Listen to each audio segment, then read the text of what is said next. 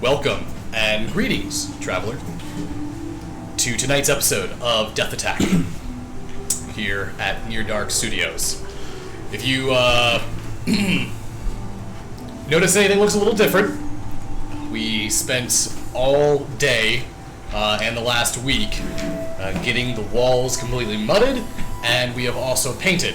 So I can definitely tell behind me the purple and the color just spreads beautifully, and then the nice teals behind Christy and Chad, and we still have to figure out the lighting situation on this side, so we got a little bit of an orange. This is the bare bones. We still have to make the set. Still too. bare bones. We're So making we got a set. Set still gonna be built. Yes. And we just don't have to cover the walls anymore, which is good. Yes, we used to have to pin up curtains Yeah, to the walls. and you It's used to pretty be able to see the cracks and the lines and all the gaps in the drywall. So let us know if you miss it, and we'll start doing it again. yeah.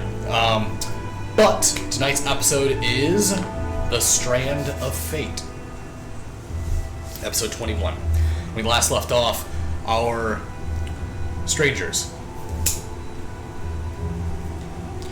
finally leaving Neve after only a short period of time, Kaz officially becoming a registered wizard of the great country of Neve. They have returned to their vessel, and they set forth, sailing south around the great continent of Avondale. Unfortunately, they only got about 50 miles, and then Smavros threw a fit, screaming that we forgot horse meat. The boat then turned around, heading back to Raven's Grin. Now, aboard a ship that cannot carry a horse. Should not. Should not carry a horse. Horse meat now resides on the deck of the ship. We'll see how this goes. Roll to save, traveler. This is a death attack. Specifically. Q super awesome, mega intro, we don't have an intro, so this is what we're gonna do. This is not laser. This is gonna happen every time something random. All right. I want an eagle to fly out. We were. Every time. All right. Anyways, It's like Birdemic, just. do not reference that movie. Do not Birdemic. reference that movie. It's amazing. What the sequel? Break out your wire hangers. We're killing some birds. So the date tonight Ooh, who's having a date? Spicy. is the 18th of Nighthall. Of what? Nighthall. Nighthall? Nidhtal. 18? Is the 18th. It is the 8th day of the second 10 day. Night hall. It has taken you all several weeks to traverse the oceans of the Celadon Sea around to the southern portions of Avondale. Now that you guys have arrived, you've noticed that the climate has begun to change. The air has become warmer, more humid. There's a change in the color of the water. It's become more serene and clear. No notes in class. Smavros, this is the first time, and I believe, for Lavende and for Falner, that you have all been on the open sea so you've sailed before. Yes. So this is the first time for Falner and Lavende. You sailed before? Yeah. How? What do you think I got from Zakun? I don't know. I don't Walked. remember what the map looks like. Pretty sure you. I'm pretty sure it I is. took actually the most difficult way to get to where we were. I thought Zakun. You did. The fastest way though. You thought Zakun what? Alright. I thought Zakun was just in the middle of the whole continent. I thought Zakun was just in the middle of a fountain. Essentially, Zakun is What was the like, fountain? Alright, Down at the bottom. sorry, continue. We're gonna get killed. it's a nice boat lightning. Boat lightning? A random. Falner, Lavende, and Smavros have the three of you what is your disposition on sailing? How does it feel to be out in the open seas for your characters? I get very seasick. Okay, so you've spent the past week or so getting very viciously sick. However, like most people with seasickness, the longer you stay on the ocean, your body eventually adapts to it. So, the sickness at this point would have stopped for you, or you would have died. One of the two. So I have a new character. What about Lavender Falmer? So Lavender, I think, kind of would see kind of like the sea creatures and stuff like that. You know, it's more majestic to him. You know what I mean?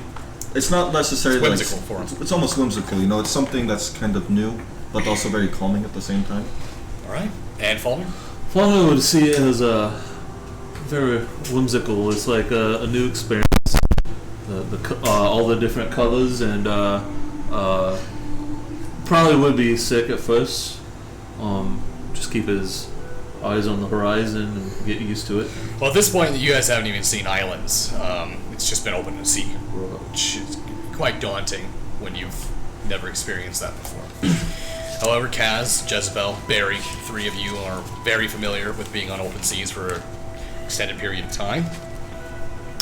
And we are going to pick up the morning, the 18th, as you approach into the crystal clear aquamarine water, the Strand, and that humid, sticky air that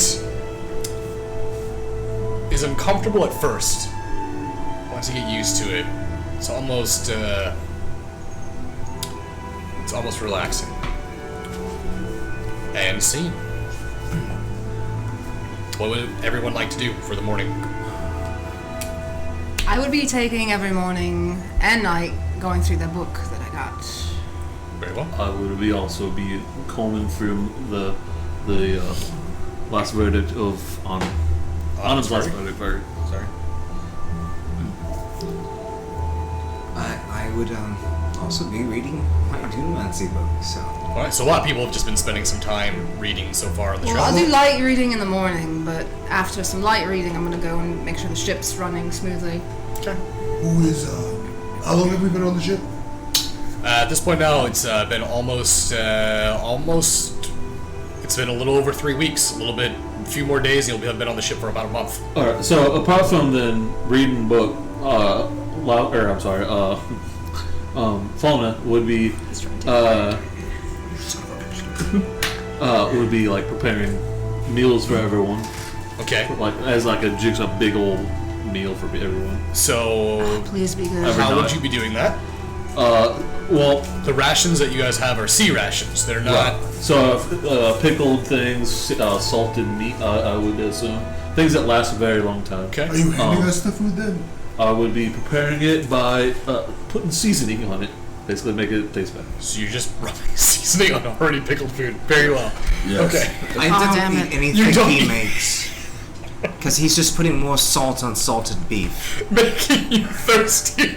So we convene in the morning for breakfast, right? Right. And this is happening every morning for what, 2 weeks? Yeah. 3 weeks. Well, the thing is, You're welcome.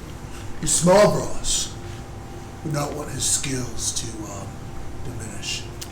So he would be going to everyone, asking them to spar with him every morning. Is anyone sparred with him, or has he declined? You have. I I would will- too. How many bones did I break? I'll just say right now it's been relatively tame sparring. I would not, yes, I would not be, However, both you and Kaz and Barry have already stated multiple times that so far you guys have been lucky, haven't hit any storms, the waters have been relatively calm. However, there is one big problem. You guys are running low on rations. You know that Smuggler's Cove is one of the first stops coming up in the Strand. However, one thing that the ship is running out of, and actually has been out of for the last week now, is anything for horse meat to eat. All the he's been starving for a all the week? fruit's gone. The horse is starting to look in real bad shape, and somehow you don't know where they came from, but flies are already showing up around it. we should probably get horse meat something to eat. Oh, Well, how far out are we from Smuggler's Cove? You're gonna have to sail for at least another day, maybe 2. We have about a day or 2 left to travel before we get to the destination. I don't think Horsemeat's gonna make it, so we could just, cut our losses now. Eat him. He smells awful. He looks awful. Does anyone know how to create food? Wizard, Okay, yes. can you create food? No, I cannot. Well, Quistis, that was what I was indeed looking for, but you all laughed at me. Not laughing now, are you? Listen, we should have some dry fruit rations still down in the cargo, so maybe we can find something for him to eat down Is there. there any tack or anything? Or non-meat? Yeah, that's what you guys have basically burned through to feed Horsemeat all this way, is to feed him the fruit. So, also, you guys have all been very, very vitamin C deficient. Okay, so the fact that we went through all of our fruit and veggies, and we might get scurvy because of it. Hey, this is part of the reason why It's not fun. that we told you not to bring the horse along. You all rushed out of Raven's Grin before I could acquire the proper sustenance for horse meat. Hey, you it's think Small they're Ross, supposed this is to be your able- responsibility, it's not ours. It is, and you You forgot failed. him. You failed this horse. You're gonna die out He here. wanted to take Well, his he's horse not away going from to people die. that You got a new gravely axe injured. and didn't get your horse food. Because you all said we were not going back. All right, mates. Let's calm down now. Why did you want to take? Why would you try to take supplies from people? They literally just got attacked. Like, why would What do you you try? mean? Do you Take do you know? hay? Lamday's a good They egg. can I grow appreciate hay. what you did. They can regrow hay. This is true. I'm sure horse meat will be fine for another day. Looks over at maybe. horse meat. It's looking bad, but it might live. Might live. I don't think he's gonna live another day. He will live. It's been a by while the since we've been hand on of burial at Themis. sea. We should probably read up on that. Get the dust brushed off. All Unless right. you want to eat him. We are not eating. That's why it's called horse meat, isn't it? Oh man, I couldn't put about him pretty well. I tell you what, I'll look through Avis's book and see if he has conjure food in there. But I don't think it's gonna be rather healthy for your horse to eat. He has a fighting spirit. You look over towards the horse, and the horse is just like drooling, staring down. You can see its knees are sort of kind of buckling as the waves kind of push it back and forth. I really think you should just put the poor creature out of its misery. He is a fighter. Right. Well, it's his horse. You do what you want with it, I guess. All right. Enough of the whole horse thing. Maybe we should all talk about, what we're going to, Captain. It's been a few weeks now. If we're going to the Strand, and I'm assuming we're going to see, you know who, Granny Zegwe. Say a word. Who? Granny Zegwe. Listen, Is this Dwarven? no, it's pirate. It's pirate thing, all right. Wait, why are you bringing her up? Well, the reason why it's taking us so fucking long to get down here is because we don't have her sails. I don't know if we have the money for those kinds of sales. Right, but we also, if we're going to be a respectable crew, we got to get some sails from Granny Zegwe. Oh, you had to get me there. How much did it cost? You can't show up to. How much did it cost? What do you mean? How much does that roughly usually cost? Yeah, you could definitely. Well, actually, no. I'll say you don't even need to roll. You know who Granny Zegwe is. You were in the game long enough. Granny Zegwe is a basically she makes the ship sails for a lot of the pirate crews. In fact, most of all of them. Anyone who's worth their salt has sails from Granny Zegwe because they are enchanted to not only change color, but also to push the ship along with or without wind. How much does that run, usually? Ship of my size. Well, you know that a ship this size probably costs you about 8,000 gold if you're going to pay her with gold. Or Granny has been known to part way with sales for Doing favors. Nah, I don't do favors. I'll do a favor. Alright, so... Barry, we don't have 8,000 gold lying around, first of all. How do we not have 8,000 gold? I thought we got all that gold from Ventus. Did we bring that on the ship? Yeah, it's on the ship. I'm immediately going down and going through it to count it. Alright. What do you guys all have for the gold? Because it was wrote divvied that, up didn't you? amongst you guys. I have like 500 gold. So Oh no, I have less. it's than with the gold that. I have being split up. 178. I have Yes. a lot in a treasure chest. I have 1,800 in the treasure chest. I got 1,000. I have an unknown disclosed amount of gold. Oh, fuck you. And so do I. You already told us How much many do gold you want to have. tell them you have? I have enough for me to get by. Okay, Kaz is refusing to tell you guys how much gold I'm not he asking has. him. Oh, you're just going down and counting. I just what's in left. there. That's right. Okay. Oh, my gold's not down there. Nope. None of our golds are down there. It's all No. on a person. No, it's not on your person. You cannot carry around 500 gold pieces. I didn't carry. I'm 1,000 carrying You around. can't carry around 1,000 gold pieces. Why not? I have a That's too heavy. I have No, it a doesn't. bag of holding. Alright. Well, it's too much capacity. Do you have encumbrance turned on for gold? I'm still unencumbered.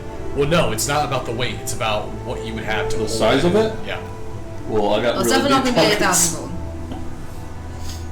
Regardless. Well, It's definitely not going to be 8,000 gold. no. How do pirates make their money? So I assume I go down, see it's not enough. Yeah, basically, if you go down and you check, you realize that there's not enough gold. So, if I want to elaborate on that, if you had a cut from Ventus that was given, that gold should be down in the chest unless you have a bag of holding. For 178 pieces of gold. No, that's fine. I'd say once you start getting over 500, then it I'm becomes going like to go ahead and take my problem. 500 I have and only my 500. Okay. I had Put it in my jacket. I had a chest at the start of the war. What was that? A chest that I got from adventuring gear to start. Mm-hmm. That's what I have mine in. Okay. Okay. We're locked in your room. You can tell me, we're friends. So, Jez, you return and you know that there's not enough gold in the reserves.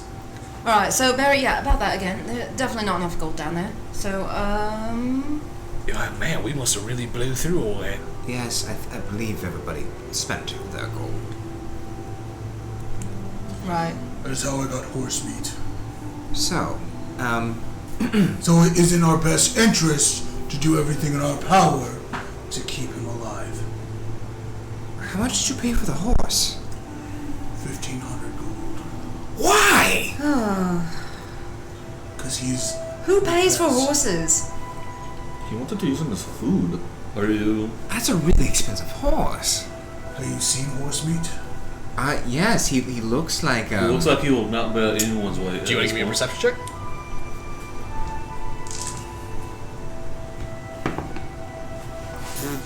That's gonna be Got me to 5. 7. 7. You walking over and taking a look at horse meat, you notice a brand just under the neck of the mane. And it is a very tiny, very small brand. Must have been probably put in once the horse met adulthood. But you recognize this brand. It is notorious all throughout Avondale. This is a pure bloodline racing horse. Smallgrass, Yes. you bought a racing horse. You bought a racing horse. What is in a racing horse? Racing horse. It's meant for running. For sport. Good. This is not for war.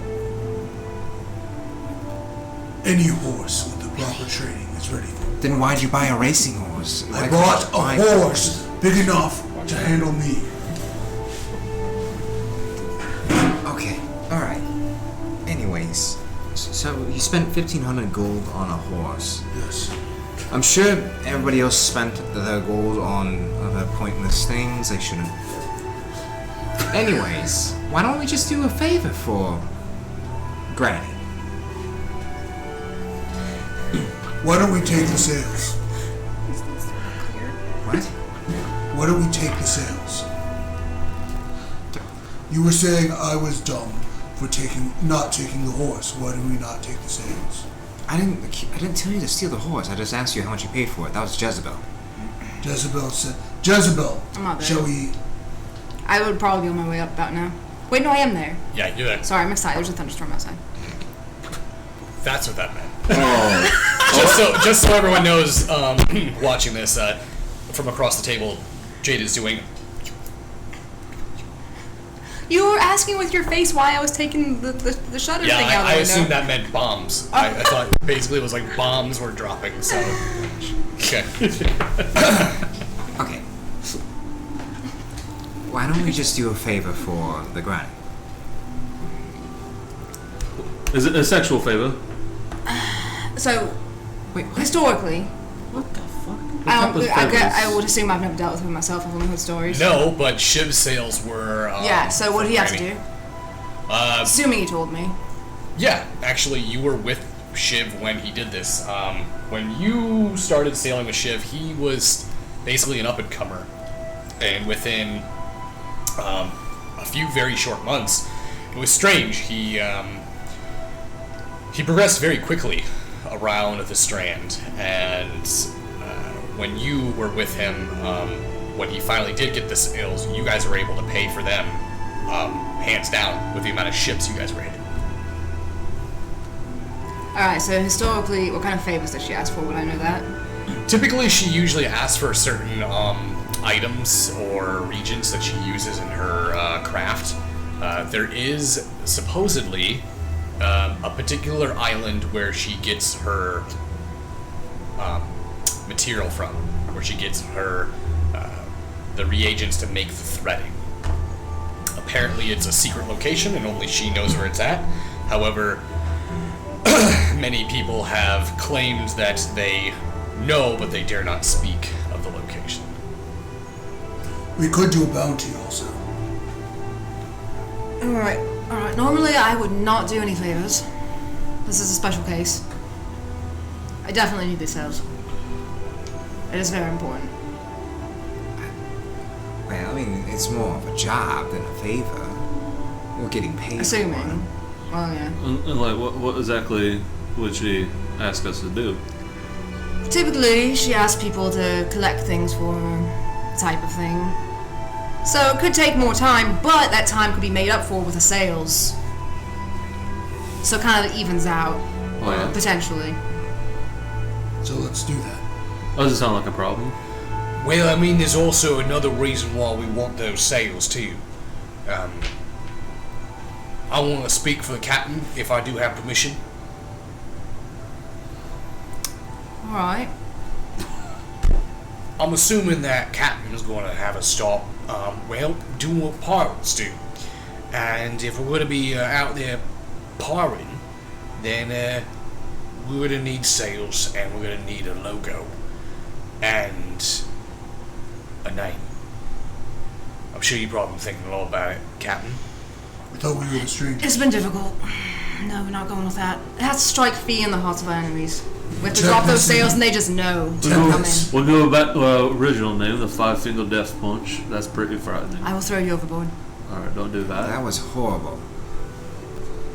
It needs to be perfect. It needs to be perfect. Tempest. Just give me time. I'll take the time till we get there, Well, then and I'll think of a it. name is very important, alright, in pirates. Alright, well, superstitious law, it means a lot to us. It's a lot better than. It's gotta be better than ships, too. It's a lot better than What's Shivs? Huey I'm sure I'm Kablooey gonna pull up and my- Smithy Smithereens crew. What? You know, Huey Kablooey and Smithy Smithereen, their crew name, That's the owners? the Blow Boys.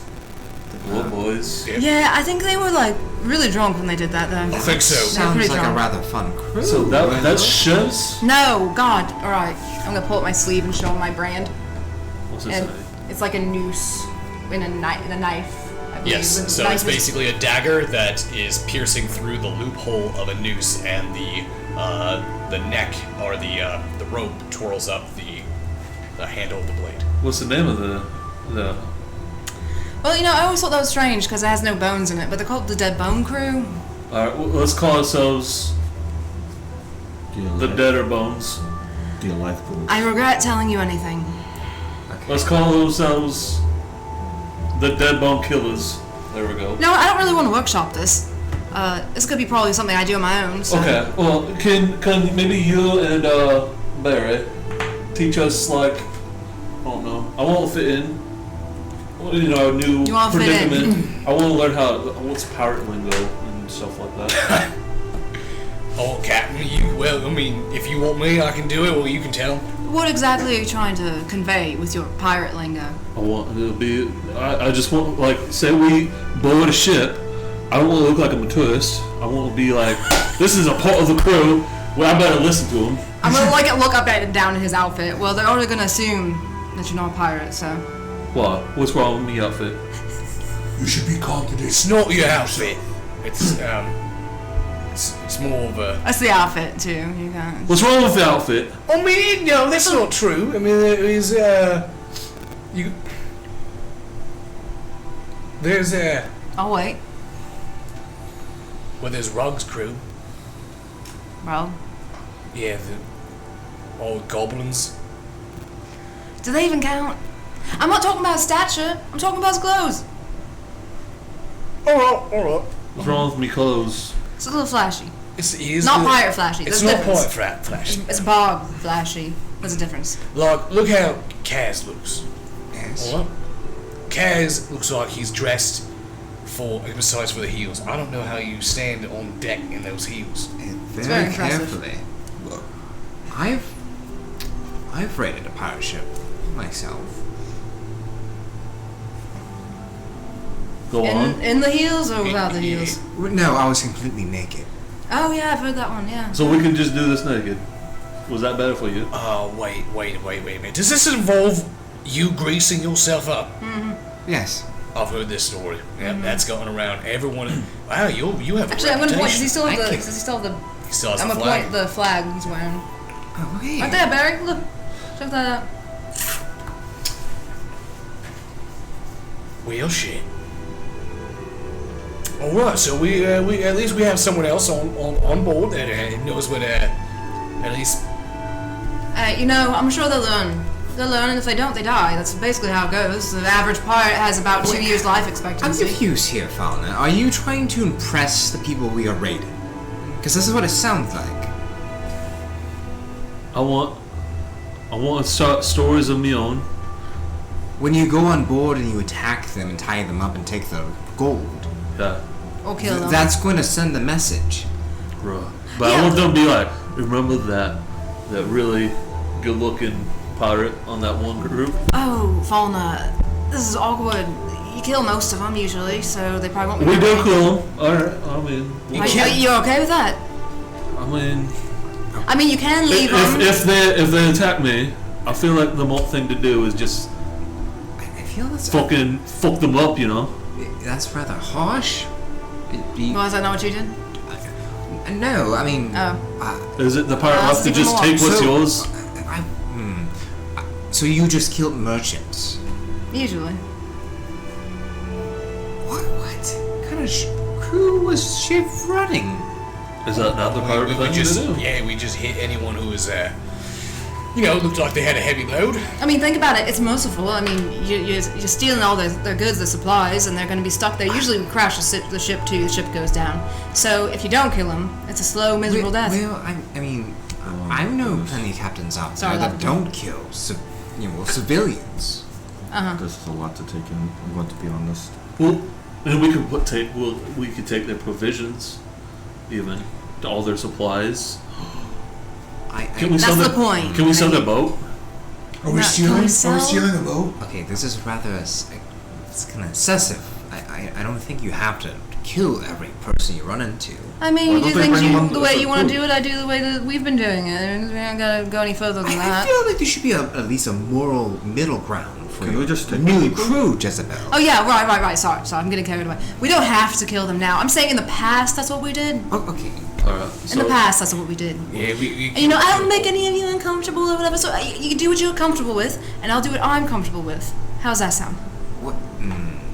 Sound good? I don't really understand. I feel like I'm being fair.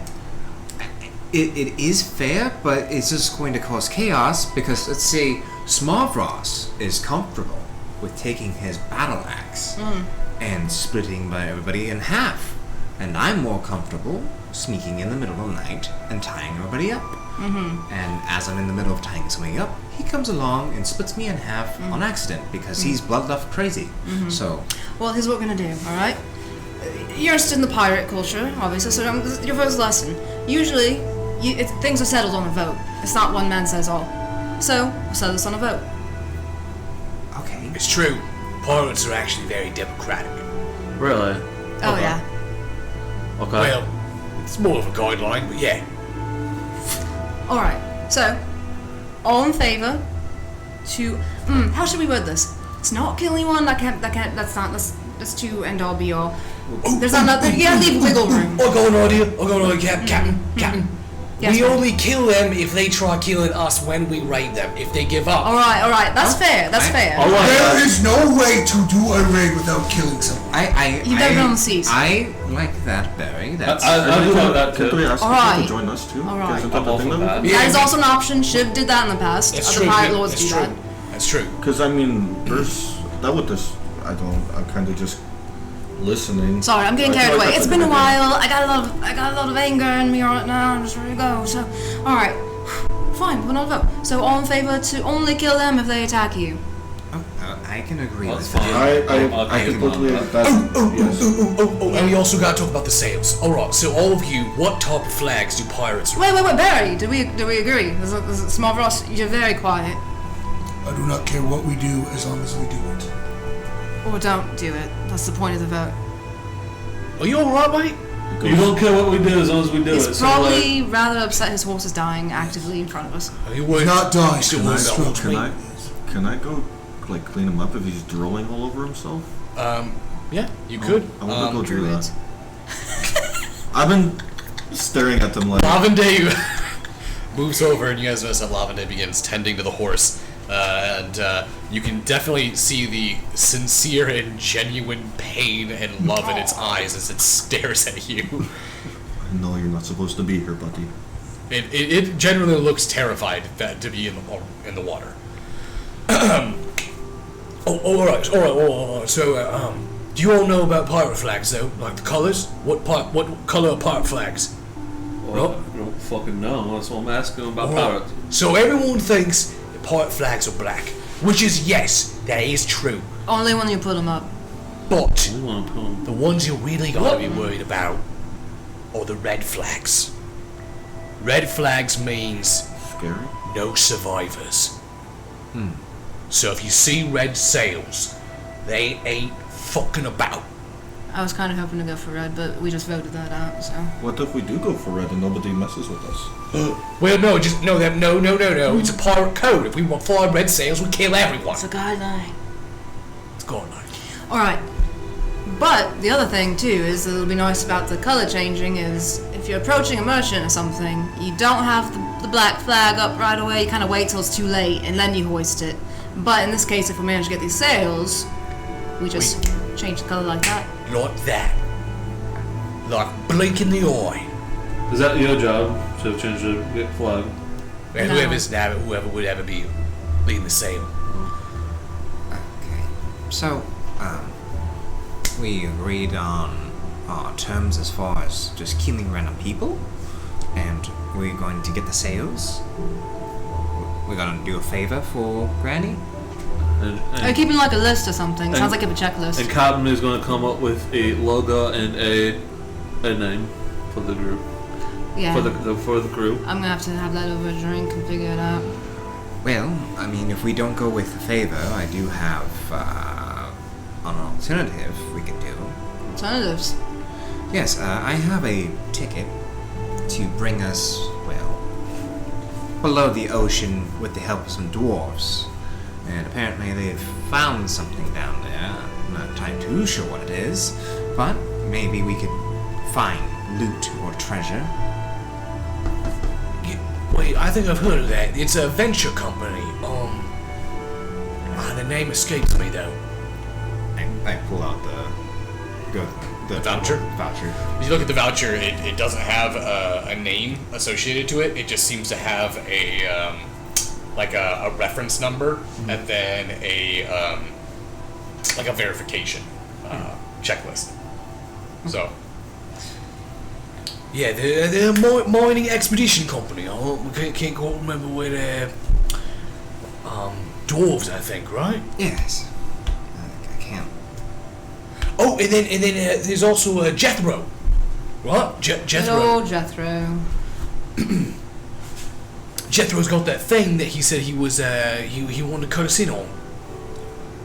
Oh. So there's that too.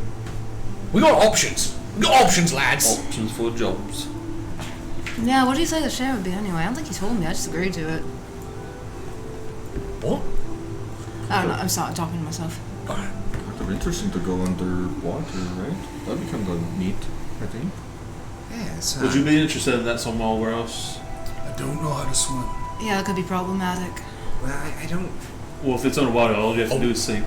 No, they ain't a fucking one-legged man I've ever met that I haven't been able to teach how to swim. You, me, we get to Smuggler's Cove, where there's a nice little oasis, little thin strip right between islands, right? You and I, we're gonna go in there. I'm gonna teach you how to swim. How many people you taught how to swim?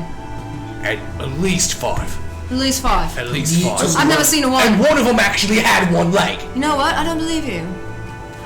But I Give appreciate me an it. insight check. Yeah.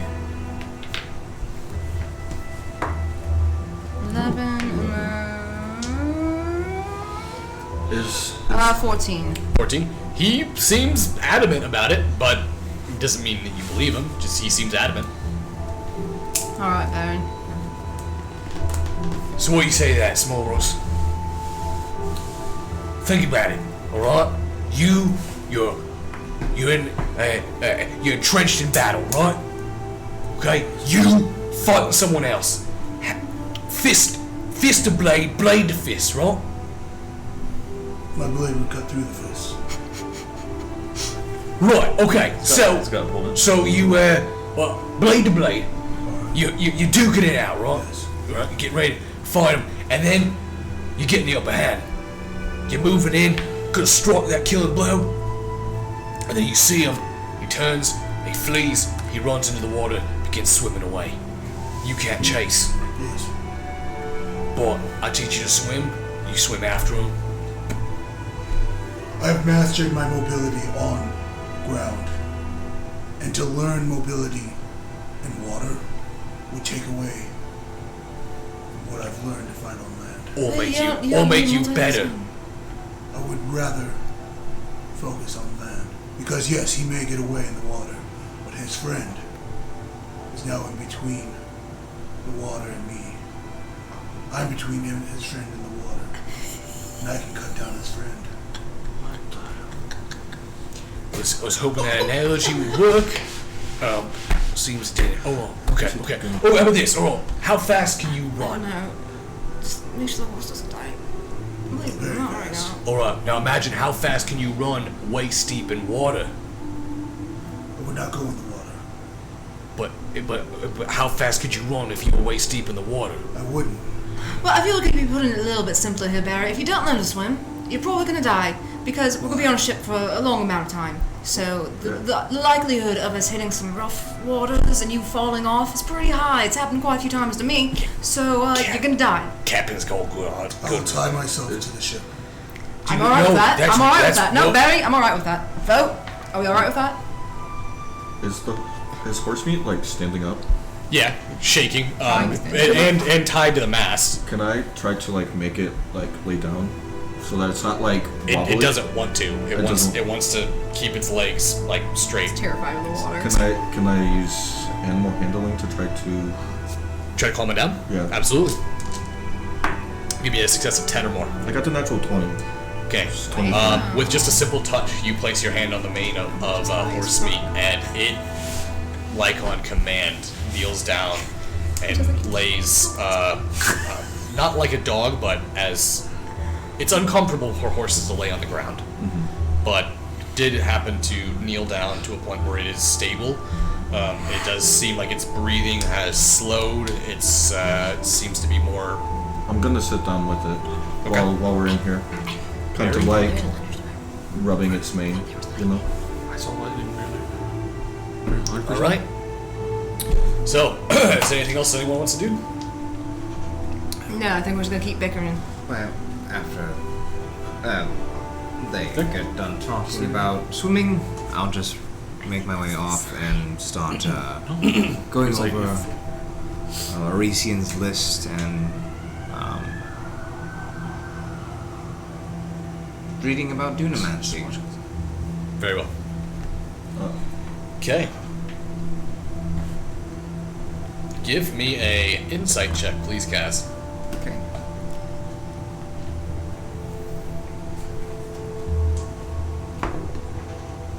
Now that is going to be 10.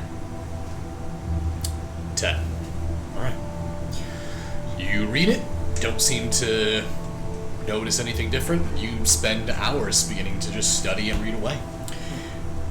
Would Falner please tell me what you would like to do? Or continue doing what I'm sure you've already been doing. Yeah. Keep on reading that book.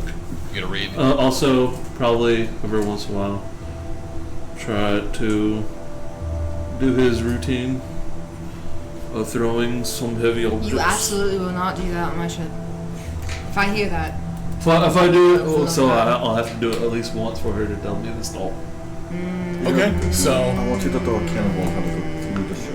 I'm assuming you're gonna use cannonballs. I'll use one cannonball. One cannonball on the deck. Yeah, let's do it on the deck. Alright. And then I'll also put on me my chainmail shirt to get that extra workout in. About midday. The sun is high, skies are clear. You all hear this. is that near me? It's the sound of this metal just rolling across the deck.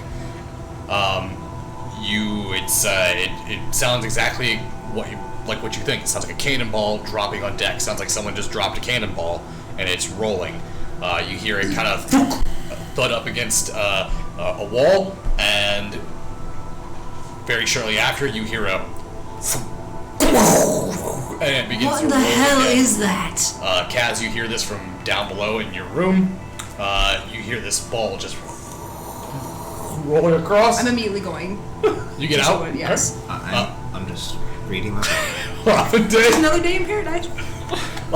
you sitting next to Horsemeat, you see Falner begin to do this as you watch him back and forth, and Smavros, you currently I'm with Horsemeat. you're with Horsemeat. You also see Falner doing exactly what you view it as training.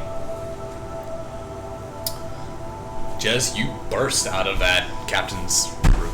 Fauna, what are you doing? I'm getting me workout in. Fuck do you mean you're getting your workout in? You're gonna blow holes in my ship. I can't. Well, I didn't bring it. There's no boulders on here. This is the heaviest. You fucking realize round that this is thing made I of could- wood, right? What? You understand that? Wood? You're gonna put holes in the ship. No, And you're also gonna have. It's gonna. Do I see any happening to roll off the ship while he's doing this? Thankfully, no, you have not seen a I cannonball would roll off the have ship. to be throwing it way harder for it to put holes in the ship. You're gonna lose us precious ammo, alright? You're gonna put holes in my ship, and then you're gonna lose us ammo. That's what you're gonna do. Why are you doing this? What are you doing? I'm throwing the cannonball back It's and taking forth. every inch of me not to just reach out and strangle the life out of you right What? now.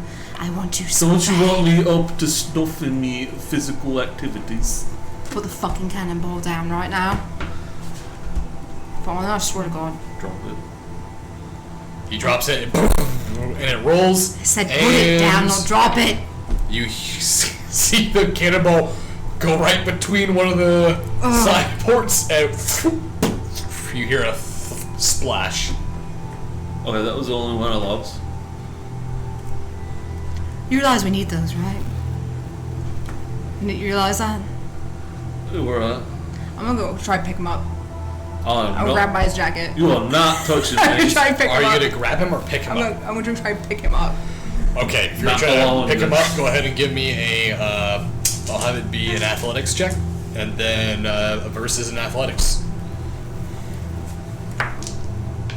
10. Just want to keep this in here. 19. Yeah, that's fine. I'll take Natural one. So It was a natural one, but that's 19. Fuck your fucking feet. he goes to grab, or you grab onto his jacket. You go to lift him up. He's too heavy. Fucking cannonballs in his And pockets. you notice that he just swats your arms off of his jacket. Alright, now you get handsy. If I catch you doing this again, I know where you sleep from then. We'll sleep on the same place. In the hammocks downstairs. That's how I know where you sleep. Exactly. It's not like it's hard to know. It's a fucking empty threat. You know, everyone knows where everyone sleeps. But point taken, that will be the last one. I would punch him in the face. You gonna punch him? Yes, I'm gonna go punch him in the face. I'm dodging. It's gonna be against your AC. Oh, Please, fuck. I Wait, forgot I have that thing. What do I Like, add to it for a punch? well, I change shirt. It'd be It's, like a it's on there. If you go to your attacks, Punch is on? yeah, Like it's melee? unarmed. Unarmed unarmed. Yep. actions. Oh, I think that's a unarmed. So that would be 18. a 18. Fuck. Does 18 hit? Yes, barely actually. Right in the face. She gives you a mean right hook. Take 4 points of damage. No! Alright, that was uncalled for. If I catch you doing this again, it's gonna be way worse than that next time. You understand? Sure. But on the bright side, this chainmail, it's feeling a lot lighter than it used to. If you wish to get stronger, So- I can help you get stronger. I'm fine with that. But like, what my routine is working. Look how fucking agile I am in Shut this up, now. Fauna. I'm gonna leave. I'm gonna go start picking up the cannonballs and putting them back. Oh, it was only one that rolled off. How many have you thrown? Just he one. described more than I one. was just No, rolling. he was throwing one The- and then running the across same. the deck, Oh my grabbing fucking it, god! All throwing right, it back. all right. Well, then I'm not picking any. You son of a bitch. I'm not picking any of them up. I wasn't just Then? wasting them. So could you jump did. the I wall? wouldn't Give me fuck. a game. I'm not very wasteful. Wasted blue with one. Do you head back into your captain's quarters? Yes. Or I guess I'll just go back to reading me book then, since Okay. everything else is prohibited in this ship. Damn it! This is so difficult tonight. No free. I guess being a pirate means you got no freedom. So, after this event, Kaz, you just sitting down in the in your room, you just as you hear Jez screaming her head off at Falner, and then the sound of the crashing stops. You hear a door slam, and then you hear the sound of kind of trotting footsteps as you look out your door, and you see just a Fulner, head down, shoulders tucked in, walking by your door, and then going right across your room into his. Why were you throwing cannonballs in top? It was a really good workout. It's smaller and more condensed than a boulder, but still very hefty. So you are doing strength conditioning, correct? I am. Right. So what's picking the boulder up and throwing it really doing for you? Helping with accuracy. Giants throw very heavy things at other things. So Jesus. you do realize you look like a toddler and imitating his father, right? I am not going to take any lip from someone who's like 1,300 years old. Well, okay. Imagine what I'm viewing right now. I'm seeing a really tiny person wearing an oversized shirt, imitating something a lot bigger than him. An oversized shirt? What do you even mean? Chainmail. Chainmail is fitted to me. It is for me. It's not oversized. I'm pretty sure that was for a human child when you got it. What a coincidence, it fits. Right. So my analogy fits. I Why don't you do push-ups? Why don't you take the cannonball and put it above your head and then raise it up and down? I don't think Captain's gonna let me touch cannonballs anymore. Yeah. That's probably accurate. I thought She will kill you. this part of life was it what I made it out to be. I thought I was free to do whatever I wanted. No. And now there's so many rules. Yes, there's a code. I hate this so much. There's a code and you have to follow rules. That's just general society. You understand that, right? I thought being a pirate was just everything that wasn't about being part of society. No, you're just part of a different society, a more violent, ruthless society. Which is fine, but there's rules to it still. Exactly. That makes it so you can't apparently throw cannonballs on ship. So let me you just think pirates are they just do whatever the fuck they want? It was like the draw to that life, yeah. Okay. How do you guys get into this life without the promise of freedom to do what you want? To not be boggled down by rules? Okay, so if there wasn't rules, they would just be killing people willy-nilly and... Is that not what pirates do? No, it's not what they do. How many pirates do you know besides the two that are on the ship? I've read books. Wow. Stories about You read pirates. books. Right. And I bet you read books about how giants throw boulders. Well, is it known fact, right? That's rather stereotypical if you ask me. What do you think, Drow just wait in the darkness to stab people? I wouldn't say that. I wouldn't go that far. I don't know much about Drow. Okay, so apparently you are just an ill-experienced bard. Right. Which is why I'm in this group so I can write a fucking book about all me adventures. Okay. Every bard starts somewhere, don't it? I'm just afraid. How did you pass Sorry, college in Edros? I'm sorry I'm not 300 years old. 1300 years old. I'm only 150 years old. I'm not that old. Oh man, you do not act like 150 years old. How do you... Okay. Were you dropped? Every person that has fucking picked me up, I make sure they drop me. You're right. Okay, so that answers my question. Fowler, what's your end goal? What's your dream?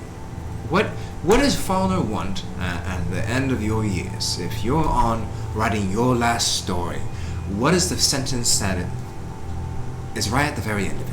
What is right before that period? Right before you punch that line and you kick the bucket and you're meeting those gods that are on the back of your jacket. I just want to be treated about like everyone else. Oh, okay. I don't want to be treated because of my size. And? Is that it? Sure. Is that not enough? Like, so you became a bard so you can be treated like anybody else. I became a bard because that's what my father was and his father.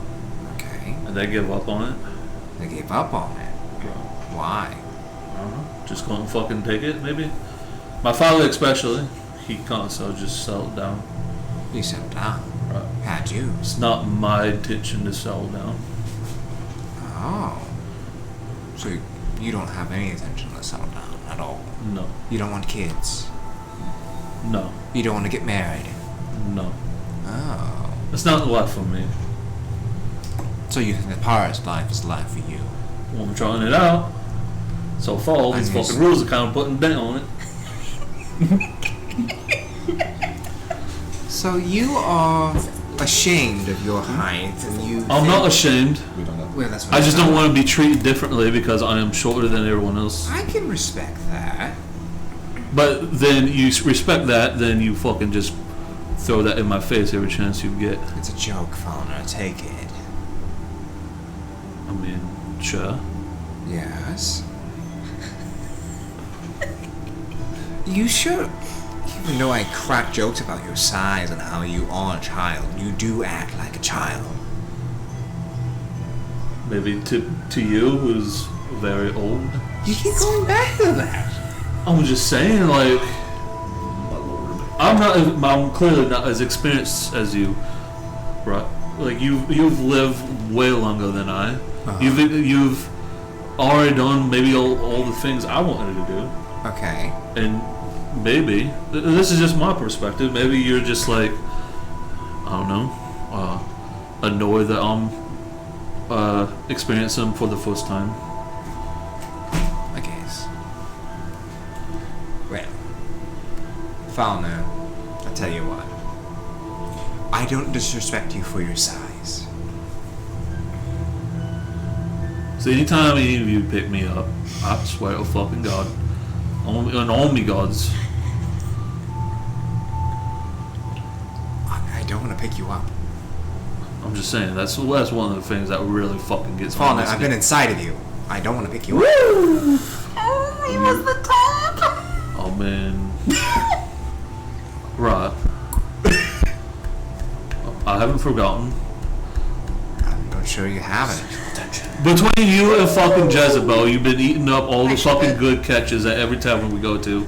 You were literally at my last fucking lay. You know how long ago that was? Am I your last lay? Or am I You better not be me last lay. Your first lay? No, you are not my first. I promise you. Right, Fauna. And I swear, and all me gods, you will not be me last. Don't look at me when you say that, please. Don't look at me when you say that. I tell you what. Smuggler's Cove. Bro. It's a rather rambunctious crowd. You should be able to find some fun there. Alright. Alright. I'm done. Okay. Well, Fauna, how about you go take off that chain shirt? You look. Why would I take it off? It feels amazing though. Why would you sleep in it? Well, I mean, I guess I could take it Okay. all together while I Enough. sleep. You're just like small Ross. Just gotta close the door. He just sounds like small Ross. Means I'm getting stronger. Now you're in the hallway as Kaz just closed the door on your face. I'll go back to my room and I'll start reading my books. So you turn around, you walk into the other room, and you sit down. Do you take the chain shirt off? Only when it gets later at night and I'm about to go to bed. Okay, so you sit down, you put the book down, open the page, and you begin going over. This text is actually written in Giant. So this is taking you some while to read through this chapter. You've actually only gotten through probably about 4 or 5 pages. The first part of it kind of talks about Anim's plan to bring Estonia back to its former glory, and how important the bloodline is. It's talking about how important the heritage of giants is, and you feel like you're right about to get to the point where something's going to really open up for you. Meanwhile, up on top of the deck, with as Lava Day is taking care of horse meat, Small Ross, what are you thinking about? I'm just worried about horse meat. That ain't what might happen. Go ahead and give me a perception check, please.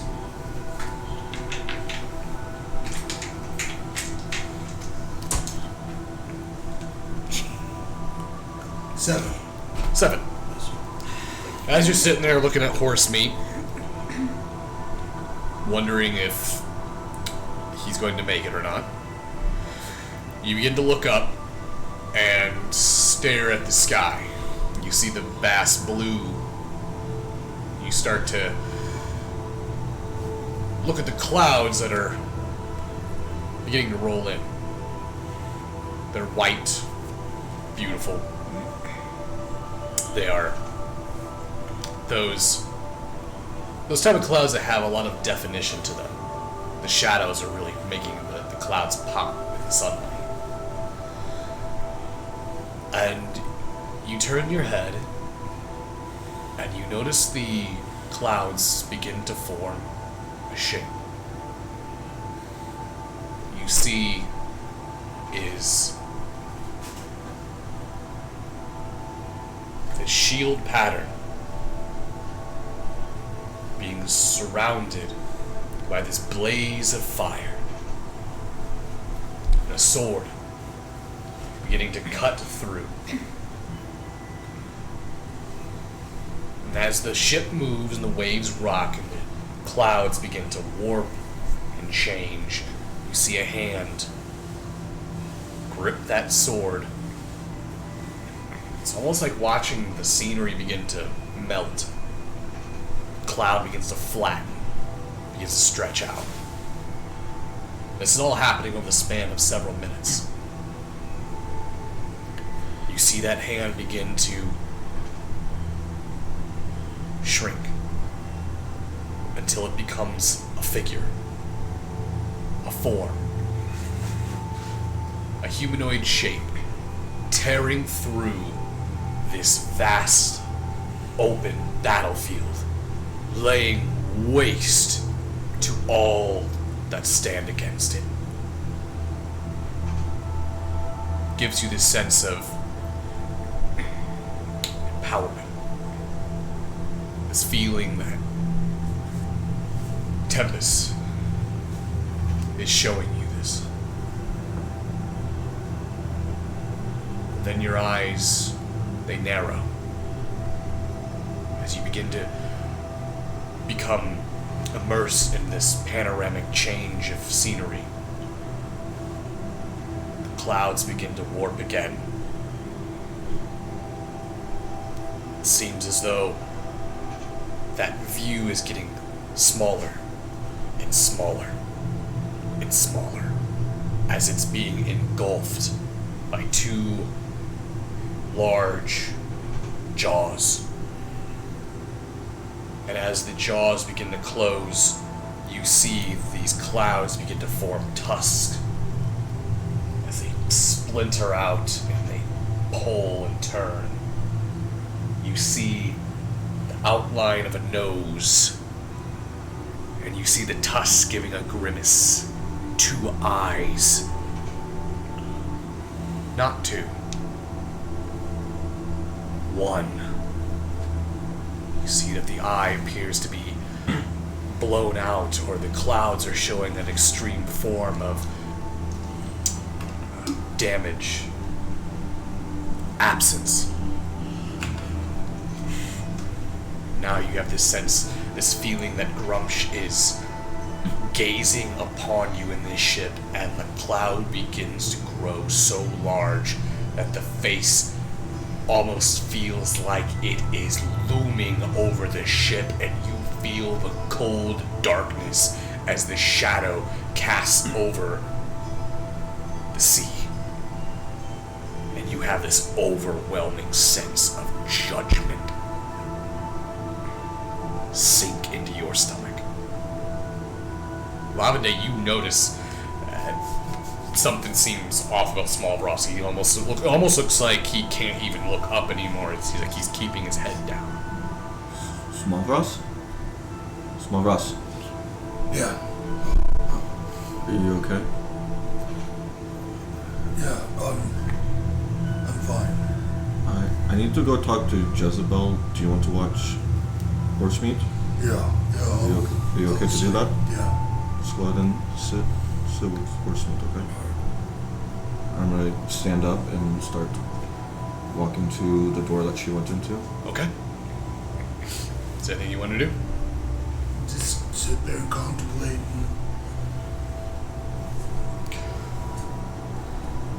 As you make your way to the door, you arrive. I'm going to take my helmet off and kind of like have it on my side. And I'm gonna start knocking on her door. You hear the knock on your door? No, Fauna, you can't throw any more cannonballs. I'm not telling you where I hit them either. It's not Fallner. Can I come in? Oh, yeah, of course, Lavender, come in. I'm gonna open the door and walk in. All right. So. Oh, you brought the helmet. Hmm? Yeah. All right. So, I've been kind of trying to do something. Maybe you can help me a little bit. So, I'm gonna take out the flask that I have this the dreamer in, or the goo or whatever. Okay. So, I was trying to do something with this. I was trying to use it. But this is from the dreamer. I was just wondering, did you ever talk to your mom, or maybe like if we ever go back, we could talk to her and. Well, Do you know what it is? she can't really talk anymore. She's kind of bit the big one, so, but I'm gonna grab the book. I've been reading this. What is it? It's a book about Thursday. I don't know what that is. It's involved from dreaming. And I'm gonna open it, and then quickly realize that I probably don't understand a lot of the words that are in it, I would imagine. It's written in common. Well, I mean, like, don't have a lot of. It's hard. I don't know how to read very well. Right. I'll say this, actually. Okay. He opens the book, Jez, and you quickly realize that as Wabende looks at the accents, as the alphabet within there, that he's not. It looks like he can't read this. It is written pure common. Alright, so how about I just go to the good bits. I'm gonna start flipping to any pages that stood out to me that I Okay. can recall. So, as you've been reading this, a lot of it is honestly mad ravings. The title of the book, Verses of Madness, is quite fitting. The overall connotation of it is that reality doesn't exist, and that everything is doomed to fall apart and be swallowed by entropy. It's a very depressing, very melancholy book.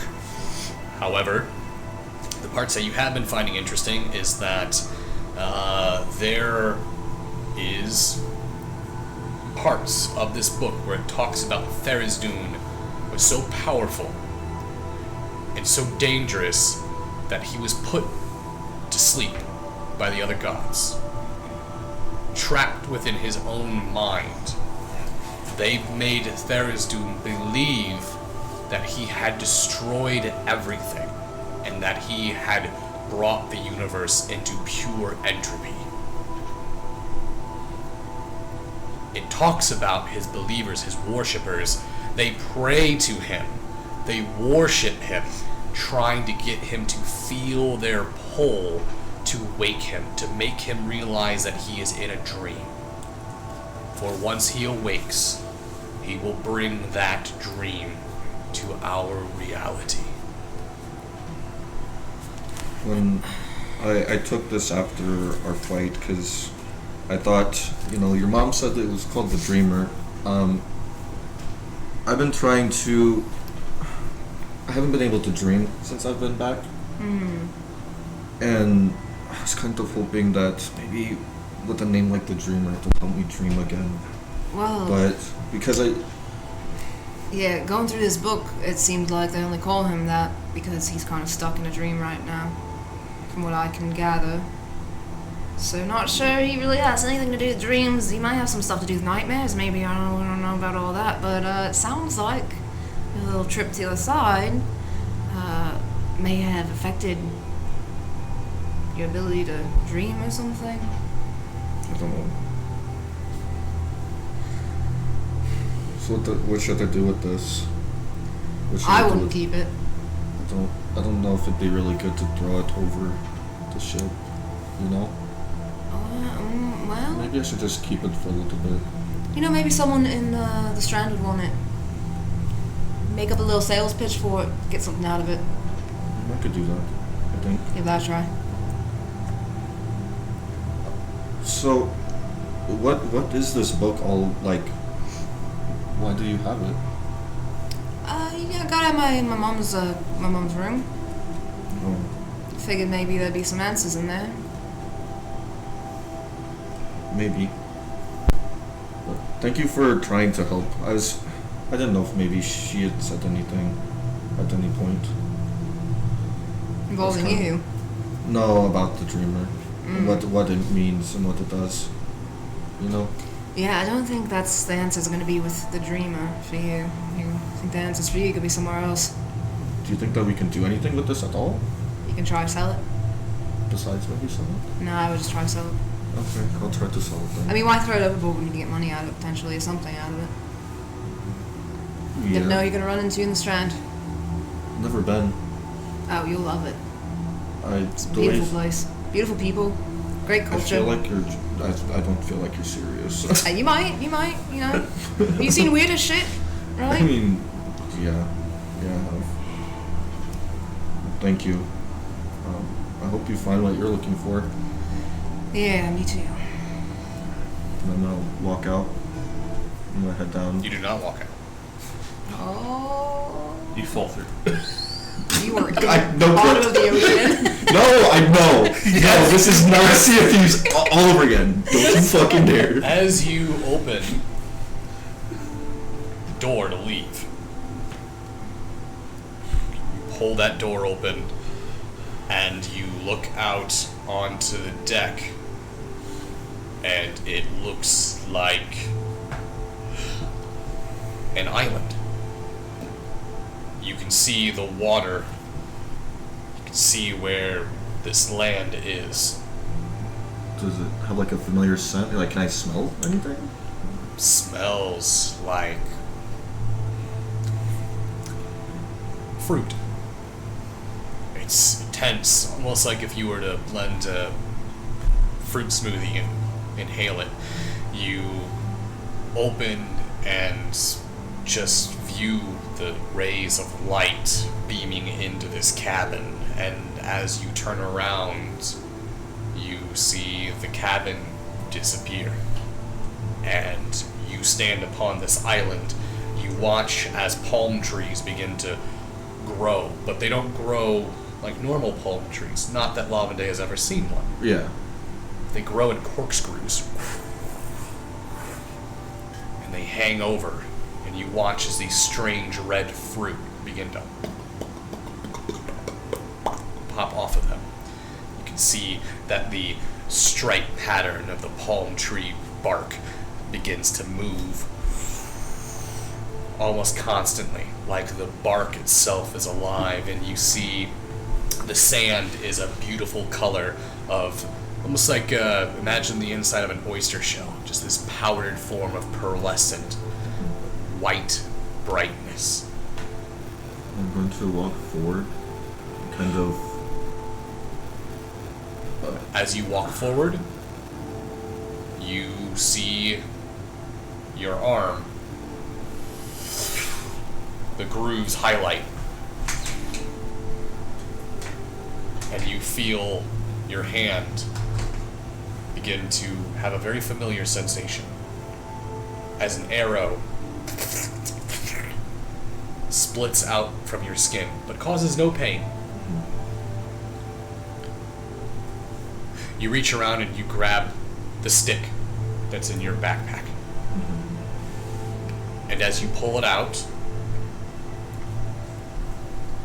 you bring your hands up, and as you draw your finger over the just imaginary lines, you see the strum of the string. And you pull it back and you let it go, and you watch that arrow fly out, just holding this simple stick. And you instantly know that you are in the Feywild again.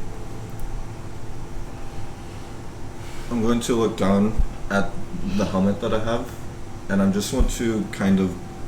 Can I go next to one of the trees? Yeah, sure can. And I'm just gonna like set it next to the tree and just leave it there. You're gonna set it next to the tree? I just want to leave it there.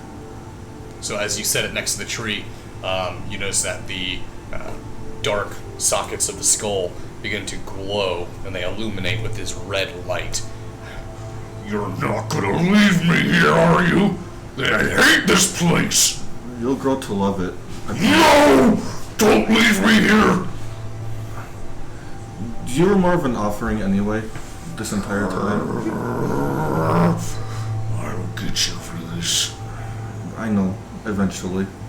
I'm sure you'll get the body in here. It'll get weird.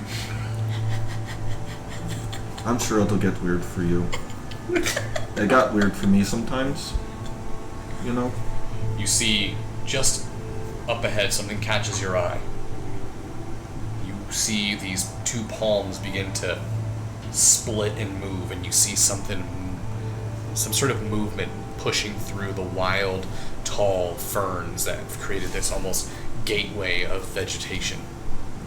I'm going to look up and then look down. Eventually, I'm sure we'll see each other again. You're not going to be here forever, probably, maybe. But I think I have something to take care of.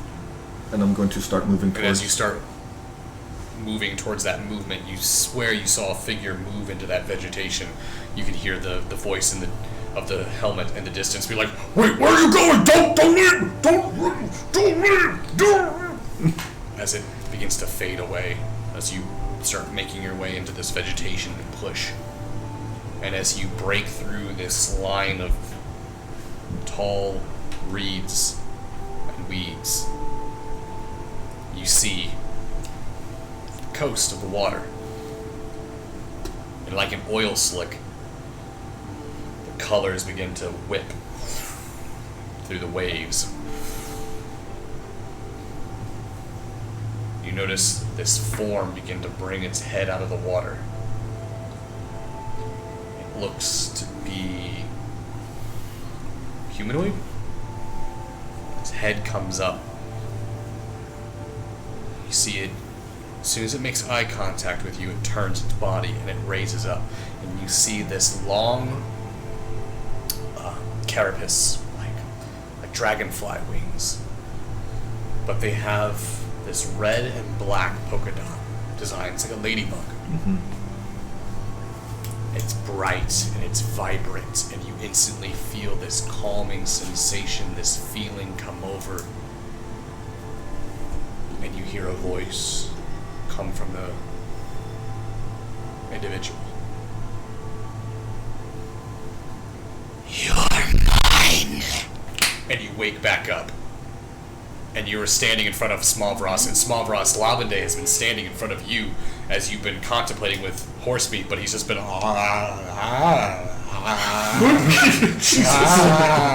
just staring at you doing that for about 5 minutes. I'm assuming it broke my concentration. Yes, it did. You've been looking at him as he just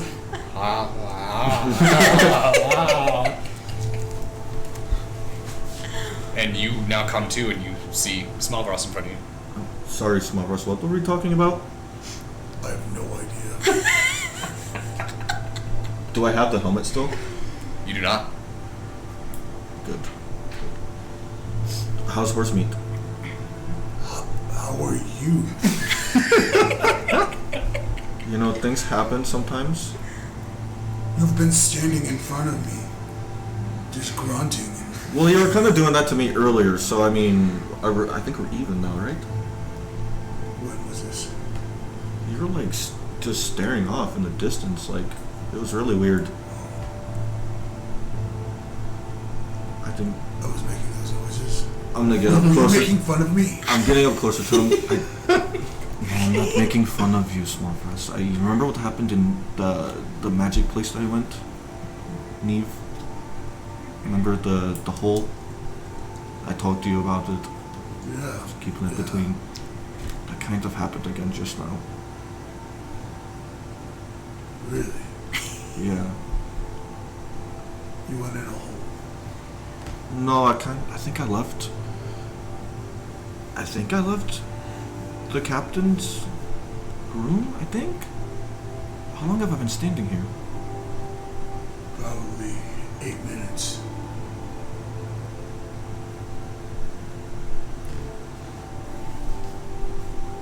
How's horse meat? Are you in the hole right now? No, I'm not in the hole. I'm here with you. I'm okay now, I promise. Horsemeat is not fine. He's surviving. Do you want me to check on him? I've been What? checking on him. I've been sitting here with him. I mean, like, periodically. You're not going to sit here the entire time, I imagine. I'm apart from my training and my praying, that would be my voice, especially right now when he needs me the most. Maybe you can train me sometime. Yes, I could join you. Just not like Faulkner. I'm not gonna throw boulders. That seems really dangerous. That's fine. We will put muscle on your body. I believe humans can build up muscle. Yeah. I mean, yeah. They can. Rock muscle, but well, not close, but a smaller version. Thank you, Small Russ. You're always trying to help me. Small Ross. Yes. The right side, I believe, is the side of your face with the scar, correct? Yeah. Left side. Left side? Yes. You begin to feel this, not a uncomfortable pain, but it's sort of like when you have a stabbing sensation, like an irritated spot, or a, just uncomfortable. It keeps kind of throbbing right there towards the scar. And you keep sort of putting your hands and touching it, and then you realize that your eye, it's like, almost like if you had extremely bad allergies, your eye is just bothering you, it's just on fire. It feels this like sandpaper. And eventually, it's now starting to actually affect you. And you look towards Lavende, and Lavende, you notice that he keeps kind of like blinking, almost like someone who has put in a bad contact. Are you okay? We're kind of having weird days, aren't we? Yes. Can I roll like a medicine roll to like figure out what's going on with his eye? Maybe there's something Sure. in his eye. Yeah. That is hold on a second. Unnatural 20. Would you allow him to let him get near you? Yeah, I suppose. Kind of like. Lavende moves forward. He grabs your head. He pops your eyelid and spreads them apart. I am thinking it is not something. And as you look at his eye, you look in there, you see that the scar on his face, which you've seen before, it's rather prominent. Mm-hmm. It's like red. It's like irritated. Like looks almost like a burn. As you look at his eye, you look at the iris. Typically, Smavros has these very beautiful gold, yellowish eyes. Mm-hmm. And you zoom in and you start to see your face in the reflection of the eye. And you stare at the iris and you see these fireflies. At least they look like fireflies to you. And they begin to just dance around his iris, just bursting. Like some kind of like bugs in your eyes. What? It's hard to explain. I can't really explain it. You have to see it. As But you I look, don't- your face gets real big and warped as you're looking at his eye. And their scars like really, I'm kind of stuck on these. They're like fireflies? Are you having one of your episodes? I don't know. I don't know if this is in my head or literally in your head. I'm going to be honest. Because Faulkner! I'm gonna push him off of me and get a Faulkner. I'm just trying to help you. Faulkner, you hear someone screaming out for your name, and as they're screaming out for your name, you look down at your book, and you look at the page, and you just finished the last page as you move on to this second half of the chapter. This is the missing chapter, and it starts off with the heir of a lineage. But you hear someone screaming for your name. I will go to his room. You hear someone storming down into your room, Kaz, you also hear this across from you. Did you go down with, or you just stay on deck? I'm just standing there like, you just pushed me. I just tried to help. What is it, big guy? Come and look in my eye. What? Look into my eye. Is this a trick? Are you about to... I had Is this training? No. I had a Alright. Well, alright. So you open your door, and as you open your door, basically Small Ross is standing in the hallway, and Fallner's on the other side in his room. Because you and Fallner have rooms right across from each other. I'm like leaning down on. And I'll touch his eye and I'm like, what's wrong with it? Looks like Fallner's trying to get into Small Ross's eye. What's wrong Do you with see it? something? Do you see anything? Wow, you're really desperate. I'll see a very determined orc. No, in the eye. Oh, you mean like, yeah. Yes, look inside. Okay, I look very closely. Do I see anything? Well, you can give me a few different types of checks. You could give me a medical check, you could give me a perception check, or you could give me a knowledge religion check. We're going to do perception. That is way higher.